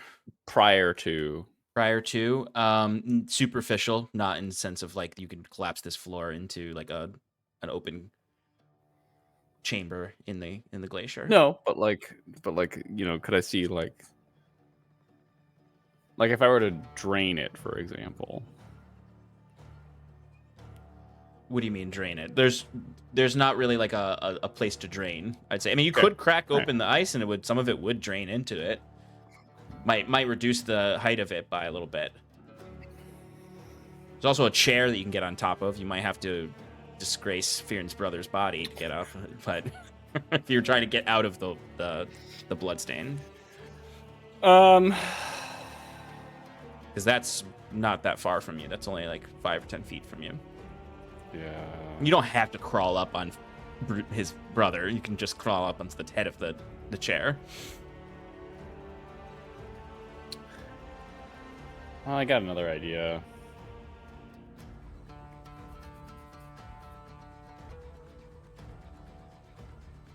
What are we thinking here, Bruce? Do we get people up? Do you have potions or anything to do that? I got a potion. Yeah, I got a potion too. Yeah. That's where Bruce looks you right in the eyes and says, "Run." Leave them. Yeah, I take out the teleporter and Jacquette and I.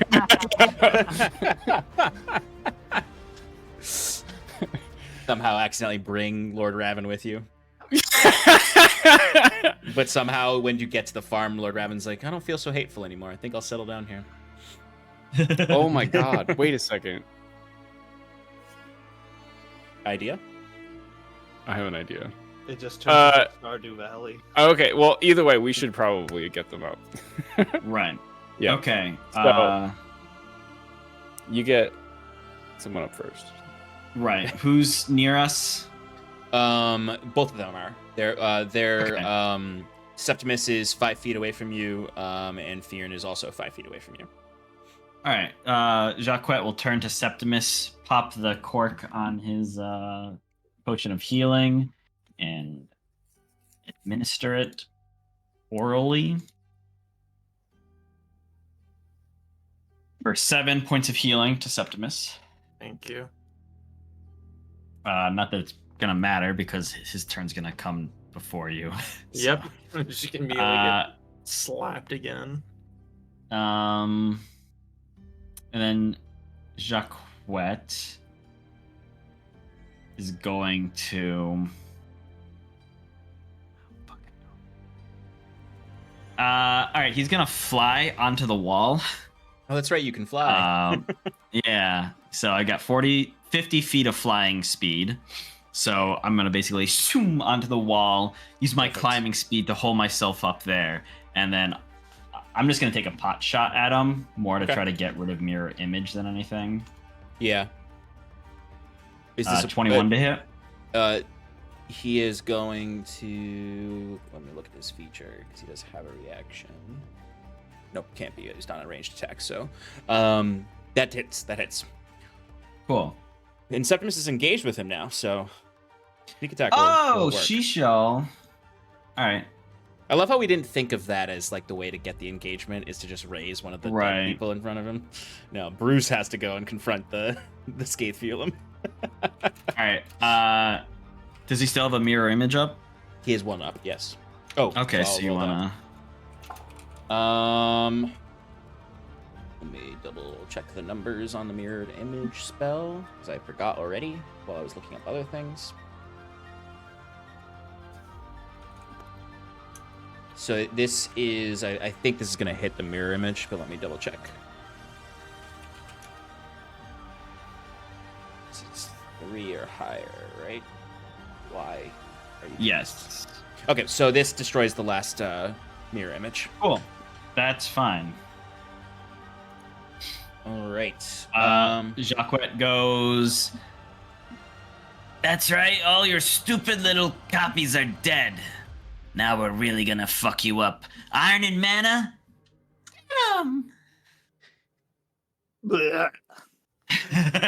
He Jacquette, he looks directly at you.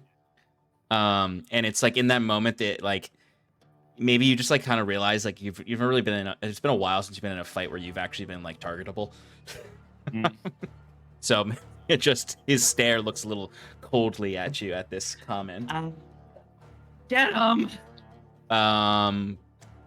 Bruce, you're up. Yeah, so I'm gonna do a thing He's gonna do a thing that I haven't done before. He hasn't done it before. I'm gonna take out my thing. Takes out his thing. Take out my thing. I am gonna cast Wither and Bloom. Ooh. On it.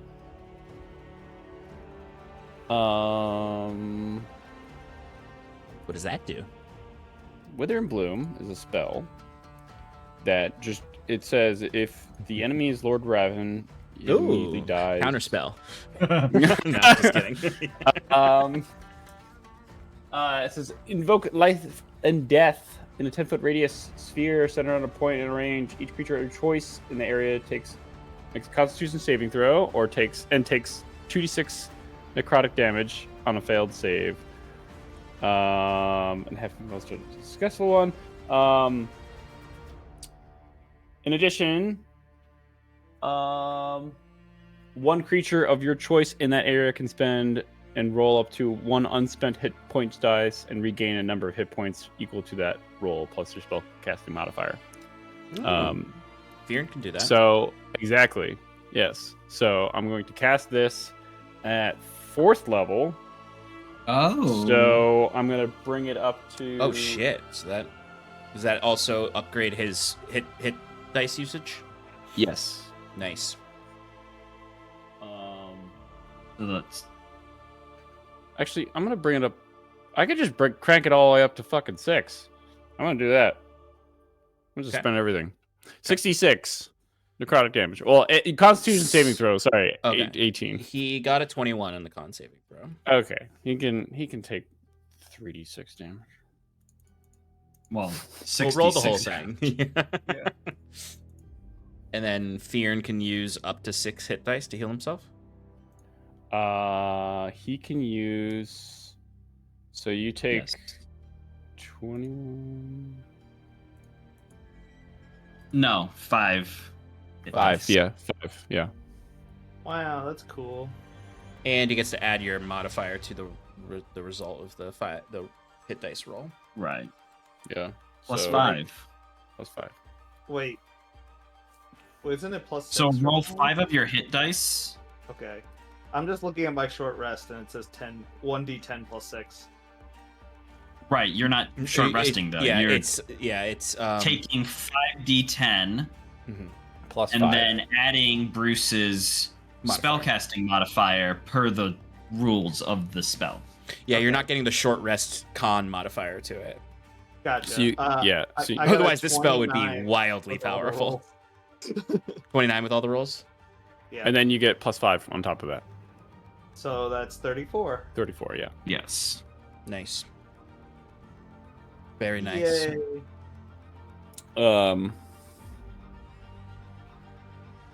And then as the rest of my turn, I'm just gonna run towards it and yip Ooh. with my Easy shield spin. up.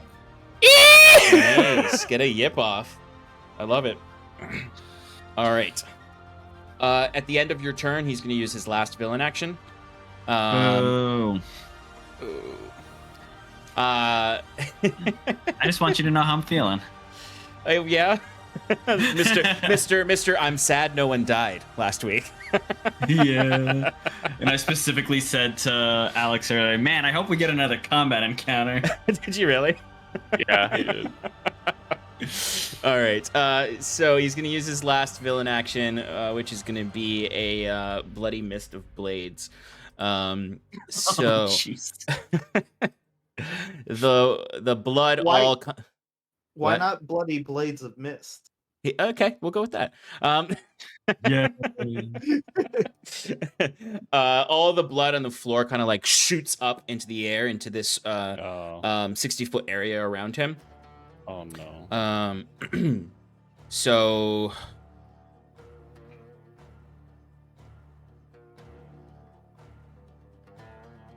geometry. It's mist. It can't hurt us, guys. It's fine. I'm just trying to see if it would actually hit Jacques. I'm at least 20 feet up. Let's put it like Oh, that. okay. Then yes, it would hit you. Sorry, my head for some reason thought you went a full 50 feet up. So it's gonna hit everyone. So it all shoots up into the air, and it's all considered heavily obscured while this blood is misted into the air, and he is going to teleport through the blood 4 times, making an attack. on 30. each of you. I'm at least 30 feet up. Does that change it? It does not. 35? All right, Jacques, he's gonna attack you first because of your comment that you made to him. But Jacques, you are no longer bloodstained because you ended your turn out of the blood, so he doesn't have advantage on you. Yeah, suck on that, bitch. All right, Jacques has a 26 to hit. Yeah, that'll hit. Okay. Okay, that is going to be 12 points of slashing damage. Alright, reaction to have it.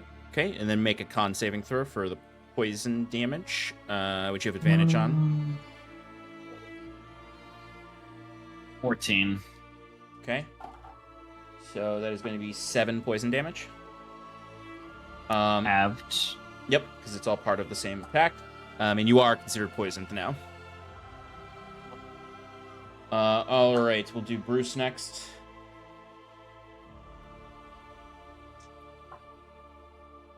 Bruce, that is 29 to hit. That's going to be 15 slashing damage. Are you down? Oh yeah. Oh, okay.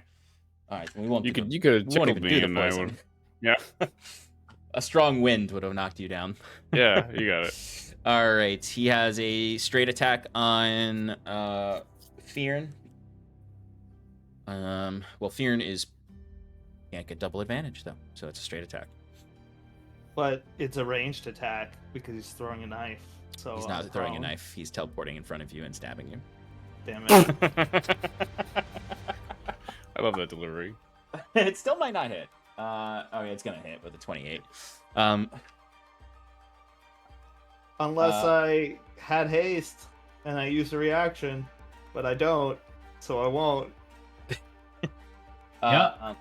That's 17 slashing damage, and make a con saving throw. Yuck. Okay. Do I have disadvantage on the saving throw? Yes, you do. But That's fine, does because protection I from rolled good and 12. evil give you any kind of saving throw? No, advantages? because I was Okay. dead, so I lost concentration. Oh, that's right. That's correct. Oh, Um, so then he should have actually had advantage on you then. It's fine. Okay. He hit you. So yeah. Also, I failed. You don't want the to saving fish for the throw. net 20? I did. It wasn't there. What'd you get in the con save? 12. Okay, that's going to be another 8 points of poison damage. Okay, and I'm poisoned. Yes. All right, and last but not least is Seppi. It is also a Septimus would have lost concentration when he went down on spell good. Okay. So That that's- was already gone when I tried to dismiss him. Oh, okay. All right, so that is a 28 to hit. That's going to hit. It's 17 slashing damage. Down again. Okay. All right, he does this massive whirling mist of blood, goes in and digs the scythe into each of your sides, downing some of you and weakening the rest. And then he returns to the spot he was, standing over Fyrn, and the Sean, blood can I- returns down to 3 feet in the water. Okay, can I hellish rebuke that attack? Technically, yes, because it is an attack. It is an actual attack roll, so you can hellish rebuke it. Okay. Dexterity? Yeah, All right, you got a 17. that'll succeed. He takes another 5 fire damage, half to 2 to fire damage. It's 10 half to 5, half Yep. to 2. All right. Fyrn, you are up now. Cool. Step 1, stand up. I'm with your best shot. I got no spell slot, so I really got one action. Actually, I have one spell slot, but I mean, come on, I'm gonna hit him with my hammer. Last round, you missed him a few times. Oh, he is Yorke, so you have advantage. Well, it's canceled out. I have disadvantage from poisonness. Oh, you're right. Yes, it's straight rolls.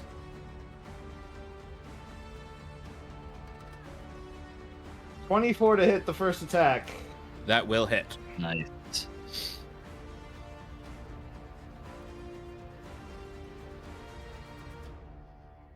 Or okay, D&D Beyond doesn't want to do the math, so now I have to. 9 plus 9 is 18. 18 bludgeoning damage on the first strike. All right, and then he takes cold damage, halved. He now has 3 stacks of the Ithildagnir's frost on him, which means he is fragile, which means that your next attack will crit on an 18 or a 19. Whoa. Cool. That is if I could even hit him. Mm-hmm. I believe in you. Second attack. I lied. I It's lost taking a that really point. long time, but it was a 12. Why does it not show up? Okay, I'm rolling again. Yep. 14 to hit. Nope. And I got nothing else. I got a bonus action that I can't use for anything. You can heal yourself with it by spending a hit No. dice with if you have second winds left. I really don't. I lost those a long time ago.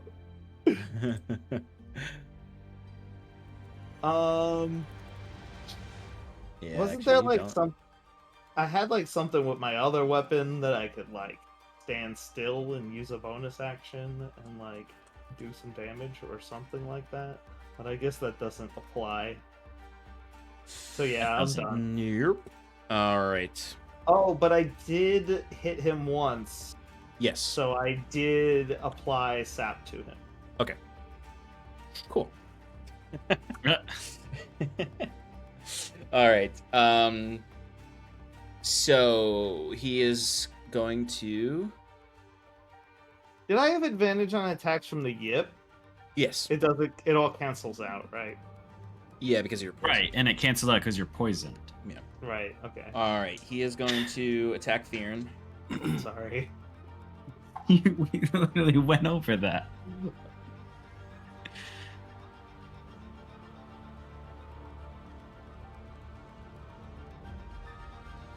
For a natural 20. I don't have a reaction. Okay. I don't think I could do anything about that. Give me a con saving throw. Okay. Oh. Hey, dirty 20 on the con saving throw, unless That's I have good. disadvantage. You do have disadvantage, actually. Well, no, because the disadvantage was from the pool of blood, which is now It's- down. No, it's still Right? there. It's still there. Okay. Alright, here I roll again. 12, so I still get a dirty 20. Okay, then you don't take the poison damage, which is great because it won't be nat 20'd. But it won't matter. Yeah, I guess that's partially true. So that's going to be that's going to be 24 slashing damage. I'm down.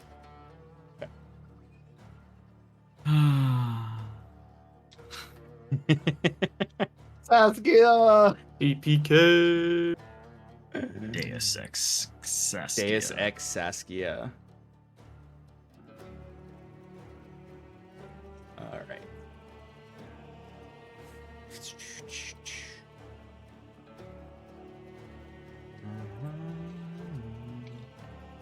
Alrighty. He can make 2 attacks against you, Shockwet.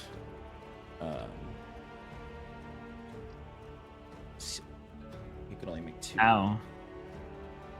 How? Does he have ranged attacks? He does have a ranged attack. Oh, okay. That checks out. He can only make 2, though. He can't use all 4 of his attacks because only 2 of them can be the ranged. Yeah. Well, you used 1 on Fyrn, so. Alright. You're not bloodstained, so he does not have advantage. I don't know if it's gonna matter.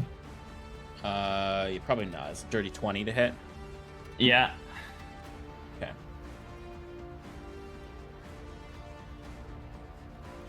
That is 8 points of piercing damage. Okay. Last attack. 19 to hit. Yeah. Of course it does. Shockwet's just not supposed to get hit or Yes, attacked. yes. He's not supposed to get attacked. That's true. That is true. Okay. All right. That is going to be 8 points of damage. Okay. He cannot bloodied burst you because they're ranged attacks. You can only do that on melee attacks with the daggers. So you live to to fight again. He's also out of villain actions, so that's good. Septimus, death saving throw.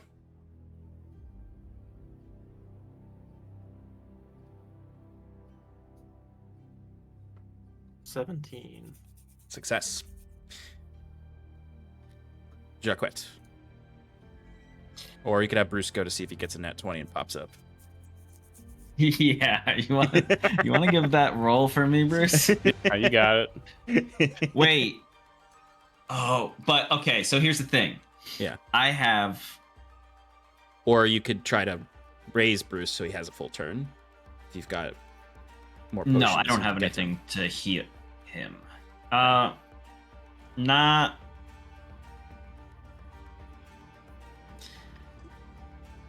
Here's the thing. I got one of those expired potions of healing. So I'm putting it all in the bag there.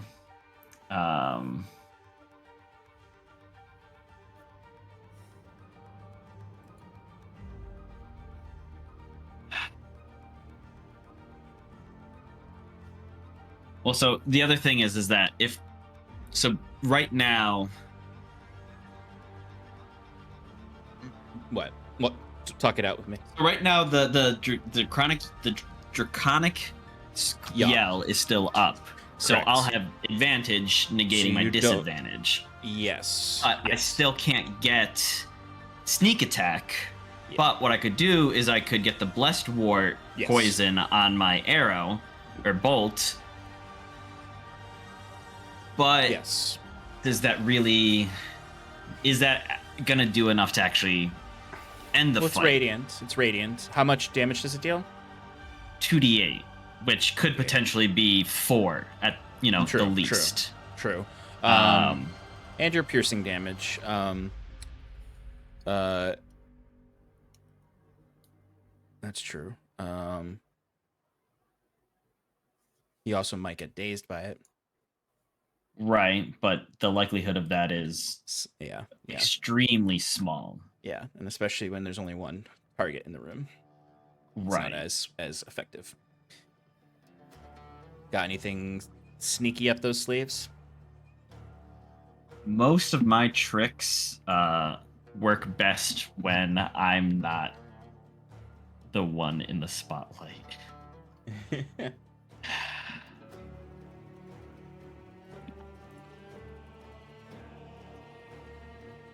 Yeah.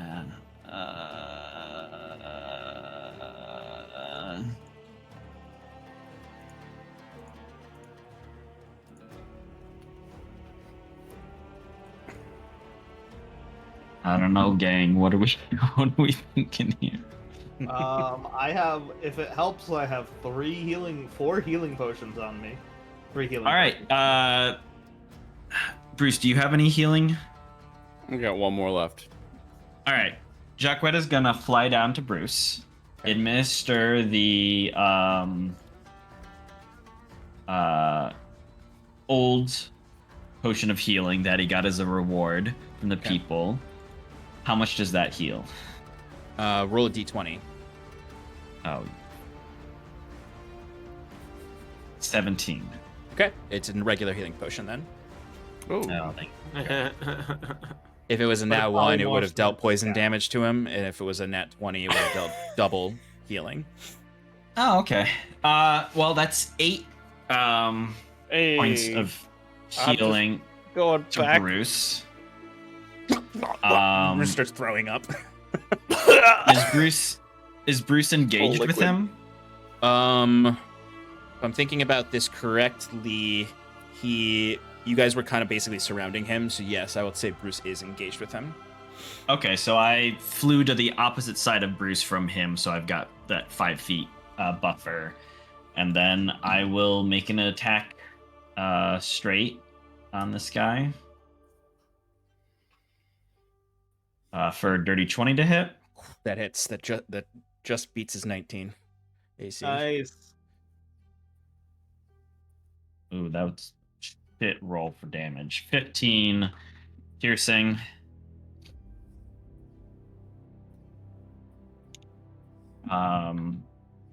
And you didn't blessed word it.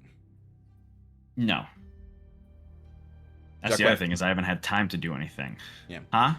Jacquette, how do you want to do this? This whole time, you weren't letting on, you little weasel, you. He had You 10 little- health left. You. Oh, God. All right, yeah, so it's just like last time, Jacquette, like, flew up there, the blood comes up, he gets hit as it goes down, he sees Bruce is down, Septimus is on his last leg, Fyrn, gets taken down, and Jacquette's just like, oh, fuck me, and he looks to the exit. Yeah. And there is a beat. No one is up to see it, but he looks to the exit, and he goes, fuck me. And he's just gonna push off the wall, and just like a speeding dart, tumble roll behind Bruce, almost like grabbing him with them, administering the potion, slapping him on the cheek and be like, we're not done yet! We're not done yet! And then he just, like, on his ass is just like Bruce said, hey, bitch, get the fuck out of this material plane. And just fires the shot. And it goes, like, right up into, like, the jugular of this thing. And I imagine it, like, almost separates the head of blood and, like, splits it almost. Yeah, As absolutely. its dying animation, whatever it is. It just flails its arms. like that one Nazgul when Aragorn throws the hits him with the fire. yeah. No, but it is crazy because he's literally looming over you and will 100%, if you don't succeed here, kill all of you. Yeah. So, and then, there's this shriek that goes through as the rippling blood splatters away and kind of just, after it splits the neck, falls to the ground. And all of the blood basically, like, evaporates. It actually literally, like, sort of like vanishes, leaving only the natural blood of those who've died here and a little bit of your own natural blood. And what's left over of the corpse, so to speak, of Lord Raven is just a bloody hilt. Hilt. Yeah, like the hilt of a sword. Lord Raven. Oh. No. Jacquette is going to walk over to the hilt and nudge it with the end of his crossbow. Clangs a little bit. Mage Hand picks it up and goes, Bruce, where's that bag of yours that has the questionable items? Oh. Right here. And he's going to Mage Hand it in, and he's going to go, we need to figure out what the fuck that's about. Wait. Take it back out. Ching, ching, ching. Zink. Takes it back out. I'm going to open up the lead box. Ah, okay. Yeah. Put that in there. Ching, ching, ching. Yeah. Septimus and Fyrn, give me death saving throws. Yeah, and then they both have to roll wisdom saving throws, otherwise they really want to open that box. 5. Septimus coughs up blood. I take the potions of healing from Fyrn and administer them to. I also Our rolled allies. a 5. Twins. Yeah. Okay, as both of them start coughing up blood. Okay, I had 2 small healing potions and 1 big one. We'll use 2 of the smaller ones. Okay, so that's 2d4 plus 2. You have successfully destroyed that corporeal form of that Scathulum and finished the job. You know, you've finished the job of this area. There's no longer a Scathulum presence. The air in the room literally feels lighter. in the same way you felt lighter up above, But even in that mingled victory, Fyrn, you look over to your brother's frozen body. Yeah, I mean, like, bloody and, battered. Fyrn's just gonna, like, put down the Ithildagnir and, go over to his brother's body and try and, like, lift it from its, resting place and, like, lay it down properly in front of the,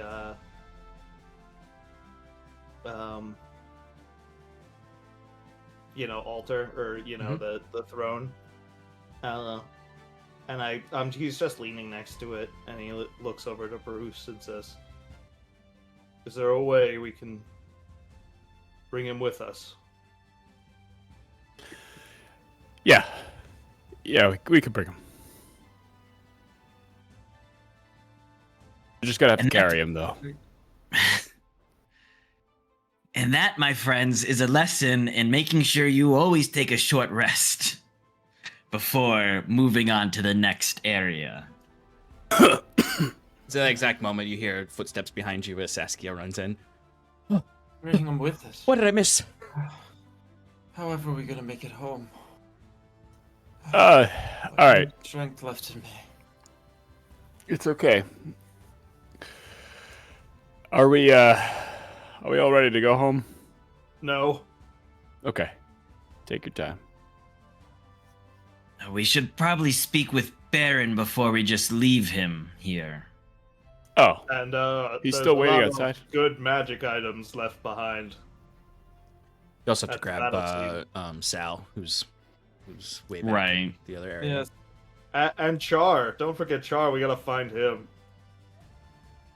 You want to I bring think your we're- axe beak back with you?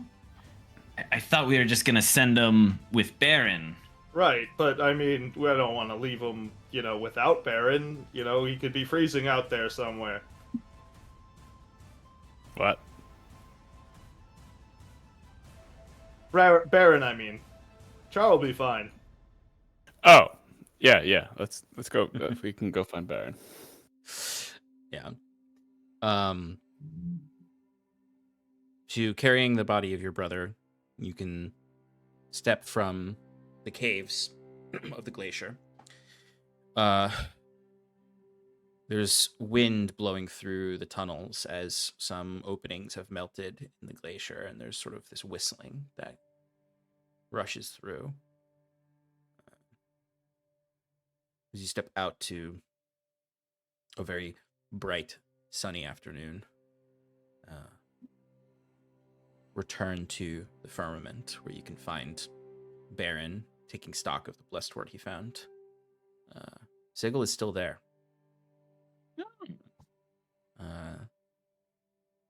You're not sure what he's doing. He's kind of just staring at the rift in the peculiar way that he behaves.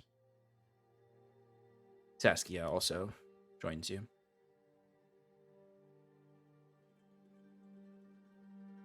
Baron looks up and sees kind of like your bloody forms, and also sees the body.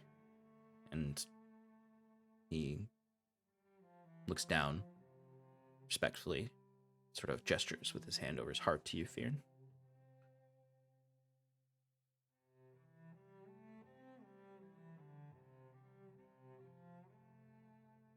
Well, we actually did it this time. Yeah. How many times have... Never mind. Sigil, Thank whatever for healing ability. Sigil turns when you say his name, Fyrn.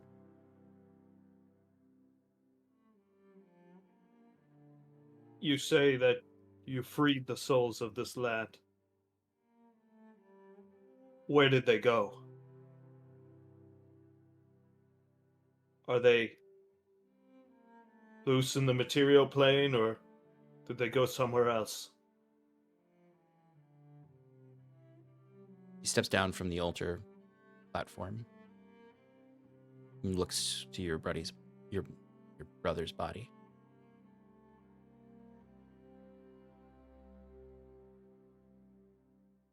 No more souls will be harvested and consumed in this land. They go where they're destined. They go beyond whatever life they lived determines where they go. Spirits of this temple were likely guided by Einso.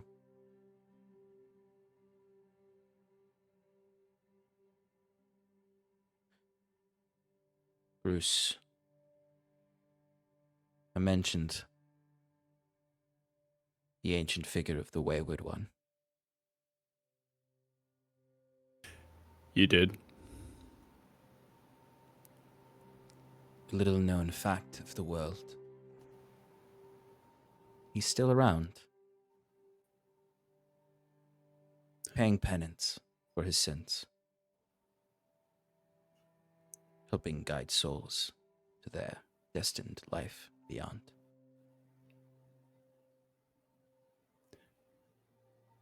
What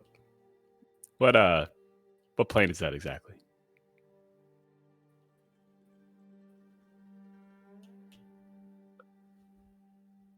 Somewhere beyond.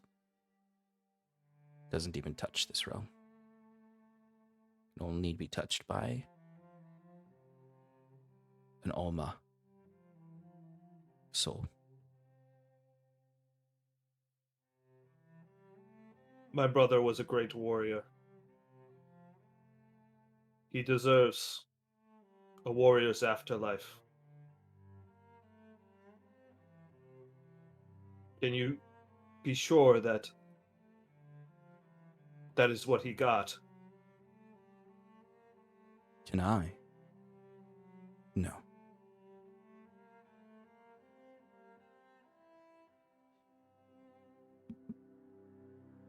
The old halls, the temples beyond, the mountains, the fields.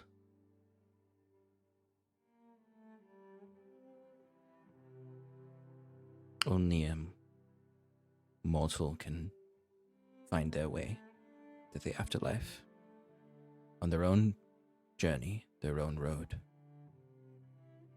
Not all beyonds function in the way they once did. The old halls emptied, the mountains less peaceful, the fields barren.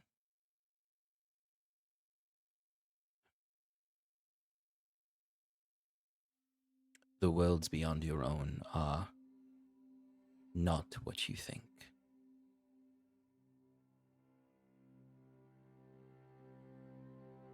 I hope there's a place for your brother in a more peaceful place.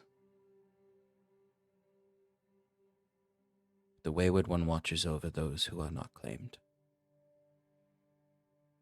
And it may yet just be the last vestige of peace for Alma. But I need to do more work to understand this. What kind of work? Study without senses. Try to reach beyond. There's a reckoning coming.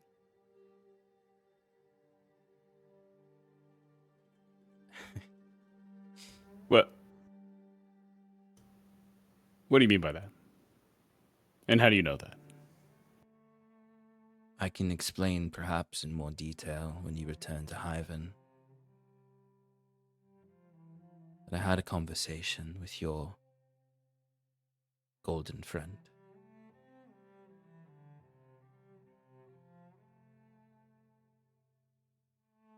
The You took Modron. that monodrone. Yes. The Long March. Or the Great March. Yes. not given Did- it some thought in a while. But Did Saskia tell us about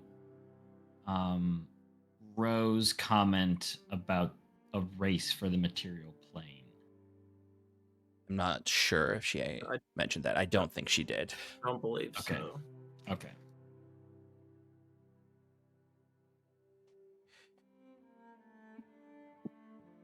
So, I seek to understand a bit more about what is happening and what its effects will be. What are the ramifications? What are the outcomes? Bruce, is this a dam? Or is this a monsoon?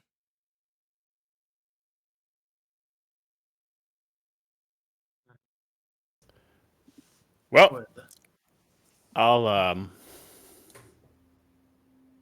see you at the academy, and we can wait. collaborate. There will be more work if you so wish to contribute, and rewards will continue to come. Some things more precious than gold and silver. Is there any If chance that exists? But hold on. Is there any chance you can perhaps leave the academy for a short while? Of course. I haven't in many years, but If you wouldn't so humor me or indulge me, it's my understanding that Bruce here is able to get us back to my farm outside of town. Given the toll that this adventure has extracted on us, on top of the fact that our presence in Hyven would certainly draw attention, especially with word that Mr. Greaves has returned. Might you consider meeting us out at our farm so that we may discuss this important matter? I would be happy to. It's been long since I've seen the country.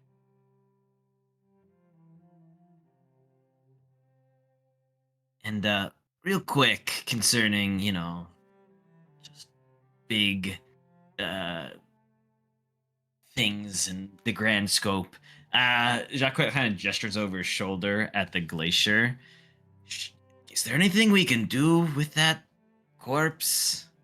Anything we should do with it? Isn't there a chance that some other creature like the Herald will come from it, or creatures like the Scathe Fulum will be drawn to it? Certainly. But leave her to me. I will take care of this. Her? Can I roll insight for that?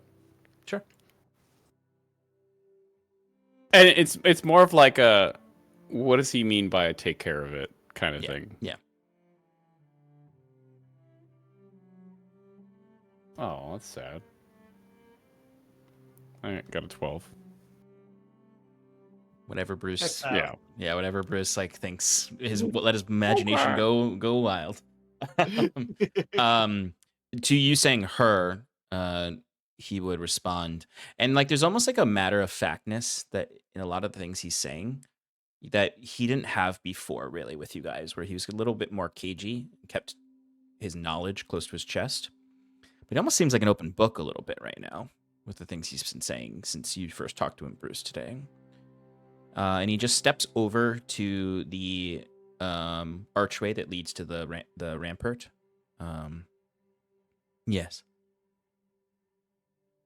Herr Faust, Slayer of Moons. Wait. That's Herfost?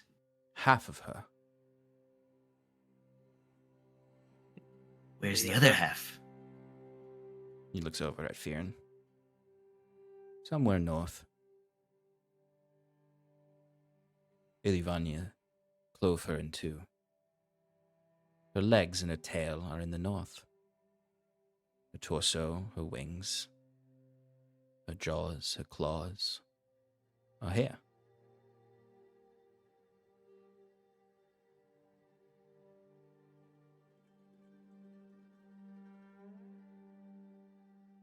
whatever is left of that divinity.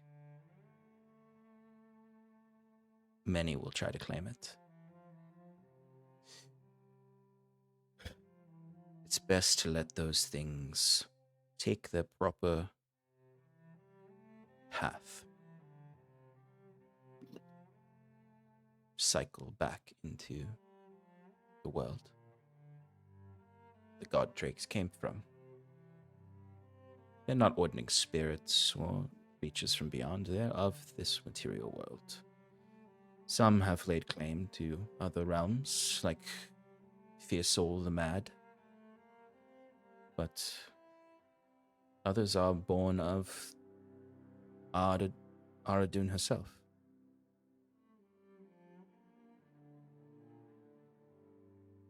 And you're going to take care of it, her. Yes. Sorry, do you mind just explaining that a little bit? I think will at this point- hasten her. I was I just will gonna hasten say- her. Go ahead. Yeah. At this point, Fyrn's uninterested. He walks away and starts collecting, his supplies and wood for some reason. Continue. I will hasten her decomposition back into Aradun. So that another Hairfost can come about, if I understood you correctly? No. Oh. No. If I allowed other entities to come and claim her divine spark, or allowed her divine spark to just decompose of its own accord, it would have a chance of manifesting as a new Hairfost. This will return her divine spark to Aradun. Oh. Okay. I'm satisfied with that explanation, he says, turning to the others. It's no easy task to do, which is exactly, he looks to Bruce, why these rifts must stay open for now. Okay. We can discuss their closure later. Okay. And with that note, he seems to almost like have not come around to your argument to him, but like he's compromising with you.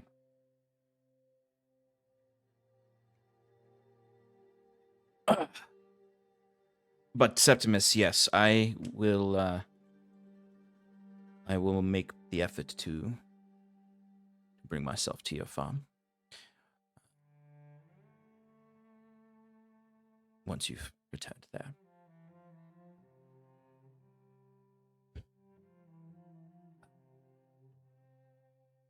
And he just looks over to Baron, who's just kind of like awkwardly wrapping up all this blessed word. And Baron looks at you all and says, well, you've accomplished your goals here.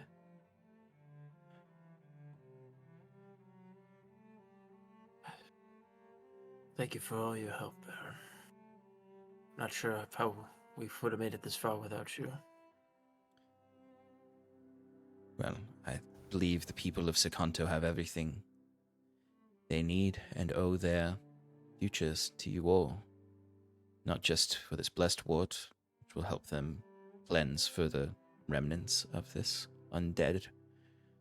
But he looks up at the rays of sunlight. For lifting the curse of this land. Mana. Hey, don't sell yourself too short, buddy. You are a big help on this, like Septimus said. Make sure they remember that and they know that. I have less purpose here now. I will likely try to return south. Hey, if you happen upon Hyven, you'll always have a place amongst friends. Oh, Yes. if we're there. Well- You could track us down, Well, though. Yeah, I'm if we're sure not I'll be able to there- find you. We'll be causing trouble somewhere else. Hey, Fyrn, Fyrn, hears this, quickly runs over and gives him a crumpled up business card. perfect mode of communication right there. I would like to see my old village again. if it's still there. What was your village called? I came from a village called Kiri. Oh, never heard of it. But it's probably still there. He does give you like kind of like a weird look. like like what? What do you mean it's still Hey. there? I don't know. If I'm it- just. Jacquet shuffles away. Like Hey, someone Fyrn. Give him that stick with the fly spell on it for his travels home. Sure. Stick with the bullet. Hey, I mean, you could ease your travels home. Thank you. Thanks, Baron. It has been a pleasure to work with you, Iron and Mana. And he kind of looks to each of you and just gives a nod. Septimus, I respect your level head in all of this, keeping things moving. Bruce, I have never seen bombs of that sort in my life, and it was a spectacular fire show when it blew up that dragon. Ian, I'm sorry for your loss. There's nothing like loss of family. So, hopefully if I find you in the south, we can celebrate your brother's life. You can Jacquet, celebrate it now. I'm building a pyre. and we'll help you. Jacquet, keep telling those stories. And would hate to come south and not be able to see a show. Oh, trust me, baby. I'll have something cooked up by the time you get down. It'll be a spectacular extravaganza. Saskia, I was serious when I said I would help you remove yourself from your pact. I still will help you if you need it. Oh, thanks, but my own journey is ahead of me. If I do change my mind, I'll let you know. You've aged many years.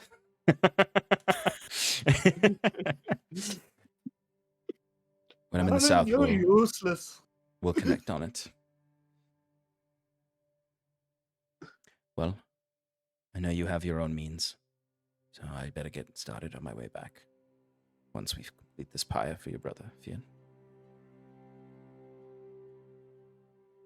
So yeah, Fyrn is gonna, take his time collecting, all the things that he left behind, his armor, the javelin of binding that was inside of the dragon. He's gonna go find that, and make sure all the birds are okay. And then he's gonna load up Char, like his little sled, with a bunch of wood and his brother, and he's gonna take a ride back out to the corpse of the dragon, and builds a pyre, Star Wars style, and the music comes on and everything, and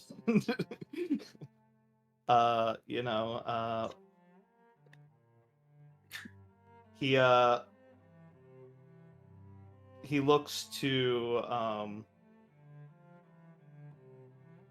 Jacquet, and he gives him an arrow that has like some blesswort like wrapped up at the end, and like he lights it on fire and looks towards him and like points to the pyre and just says, typically this would be done on a frozen lake in the north, but this is the best that we have. If the spirit of this dragon also lives in the north, maybe that's where my this is the closest thing to the north that I can get for my brother. So we'll do what we can. Makes sense. It'll sound great in a story. And Jacquet will quickly put it onto a crossbow bolt.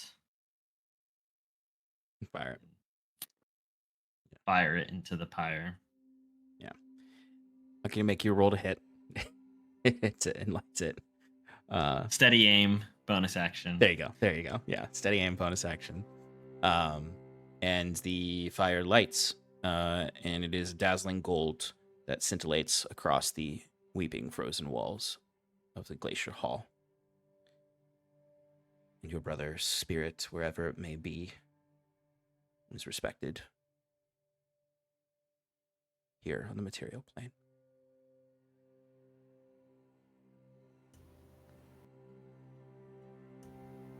And That was good. Oh. That was beautiful. I'm sorry that we couldn't help. Fyrn. I know what it's like to lose a sibling.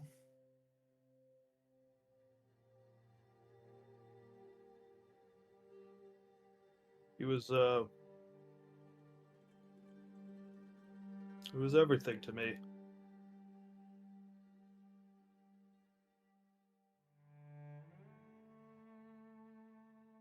I don't know what to do now that he's gone. Well, he's not really gone. Right? That's one of the things that they teach you in Bard School 101. Your legacy lives on as long as people are saying your name. So, Fyrn, keep saying his name.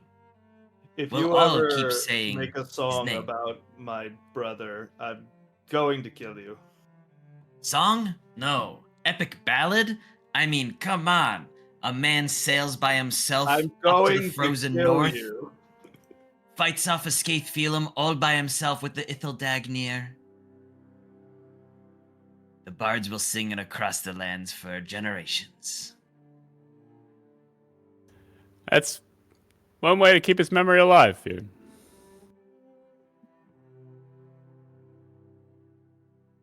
I just don't trust this bastard not to fuck it up. Have you heard his? You've been to his performances. They're pretty good. He makes a lot of money. That's usually indicative of how good he is. Yeah, People Sass. in Ivans have strange tastes. I imagine Sass steps in to mediate this a little and says, "Don't worry, Jacques or Fyrn. I'm sure Jacques will run the lyrics by you first." Again, not a song. I don't do songs. Besides And- that one diss track I did. Baron All right. laughs and throws his backpack on and says, "I best get a head start down the mountain." All right. Safe travels, Baron. You as well. Farewell for now, Iron and Mana. I'm sure I'll see you soon. All right. Well, Are we ready to sleep in a bed? Fuck yes. Please, come on, let's do this. Jacques says he's like gets everyone around to like kind of huddle up. He's like, do we need to huddle? I don't know. It feels right. We will need to get close in a minute. Just give me 1 second. Bruce is gonna reach into his bag. Before we go, I'm sorry. we go get Sal. Yes. No. well, Sal is part of the whole collective. Yeah, when he went to thing. Okay, collect good. everything. Okay. Yeah, no. Yeah, Sal's, so- Sal's with you. Just making sure. Good. Okay. Sal's I just sitting imagine back Jacques there and just like, flew across and reattached the bridge for him. Yep. Speaking Oh, of wait, was the collecting bridge everything, burned? Sean, did we get any loot from that encounters? Plural. we can resolve any. We'll say if there's any loot that is to be had, you put it in a bag of holding, and we can resolve it next session. Sounds good. We didn't like long rest in that time, did we? No. Is there any reason we think that we'd ever want to come back to this place? I mean, to close the Besides portal. to loot it, close the portal, loot it.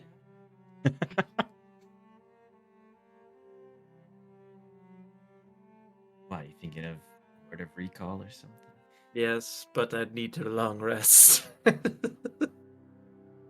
I think we let this story end here That's probably. and let some burgeoning adventuring group come to clean up our mess in the future.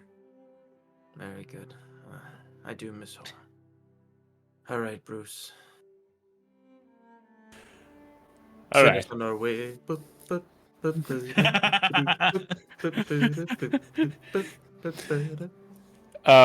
boy. So it's gonna be like, so Bruce is gonna take out this little contraption, and it's gonna just like this little, looks like this little polygon that it's in a shape of a lamp, but it's enclosed entirely, and Bruce's has like a little, like a kind of like a turn dial. I don't know what to call those. You know, when you like wind up something on the Like base an of it. egg timer. Yeah, like an egg timer. All right, here it goes. And Bruce is gonna let it go, and it's gonna flap open on all sides, and it's gonna like spin. It's like the flaps are gonna be like a little helicopter, and it's gonna spin in the middle. All right, everybody has to stare at this device. Okay, you get close and stare at it. Okay. And you have to stare at it for an entire 2 minutes. What's If it I supposed blink. to do? You could blink. Just stare at it. Oh. All right. I don't know. Maybe you can't Okay. blink. And What about magic as- eyeballs? Do they count? yeah, they count. You want me Every to make other close- concentration checks. You're blind. How do you stare? Actually, Fyrn's the only one that has to make concentration check because his attention span is that of a squirrel's. yeah. But go ahead. After 1 minute of staring at this device, it's as it keeps spinning around, it looks like it's like kind of glowing a little bit with like a white hue, and everything around all of us gets darker and darker after 1 minute passes, and in the second minute, there's a flash from where it was illuminating. And I'd like to imagine that, you know, it breaks, Sparks shoot up. and it's still dark all around us, but it's slowly coming or fading into existence of all of us being back into the basement of Well, Septimus' home. first, roll me a D100. Okay. So, Sean's like, you thought I forgot how this mechanic worked. Well, 37. Succeeds then. Okay. Woo, woo. It has the very familiar rules for the teleport spell. So if it was a 1 through 5 would have been a mishap, 6 through 13 similar area, 14 to 24 off target. Got it. Okay. All right. So just as Bruce just described, there's this moment of kind of fear when like this big, I imagine like pillar of spark shoots off of it, and it all for a moment feels like, oh great, we're trapped in just a dark space forever. As it starts to slowly come to, and there are these sparks still shooting off of it in this moment, as it fully comes to the basement, and the device kind of closes, and I imagine just kind of falls over because it's a one-time use for now. Yeah. You look over, and you might be excited, and you even like look to congratulate Bruce on this working, and Bruce isn't there. He's not there. He's gone. Bruce? Bruce? Bruce? And that's where we're gonna end tonight. Oh no. I knew those bags of holding would screw him someday. we'll actually end on you all hearing a big like scuffle upstairs as you imagine that your bugbear attendant watching this place heard all that noise downstairs and is quickly getting up to Balfour's quickly grabbing like his sword to be like, I'll protect this land. Someone's arrived in the basement. Damn rats. Is that you? Anyway, that's where we're gonna end tonight. We'll pick up next week at this mystery event that has happened. Mystery. Don't worry, Bruce. You can come. Okay. As we'll figure out what happened to Bruce next session, and start our lovely return to the peaceful, grassy fields of Asia. No more snowing. No more need for attunement slots being used up by. We need to take off these boots. Damn boots off. Yeah, you can finally use These some other fashion things. nightmares. Yeah, no mention of the boots in the stories. But thank you folks for hanging out with us. And we will see you all in the world and next week. Thanks for joining us. Have a lovely evening wherever you are. Good night. Good night. Bye. Have a wonderful time.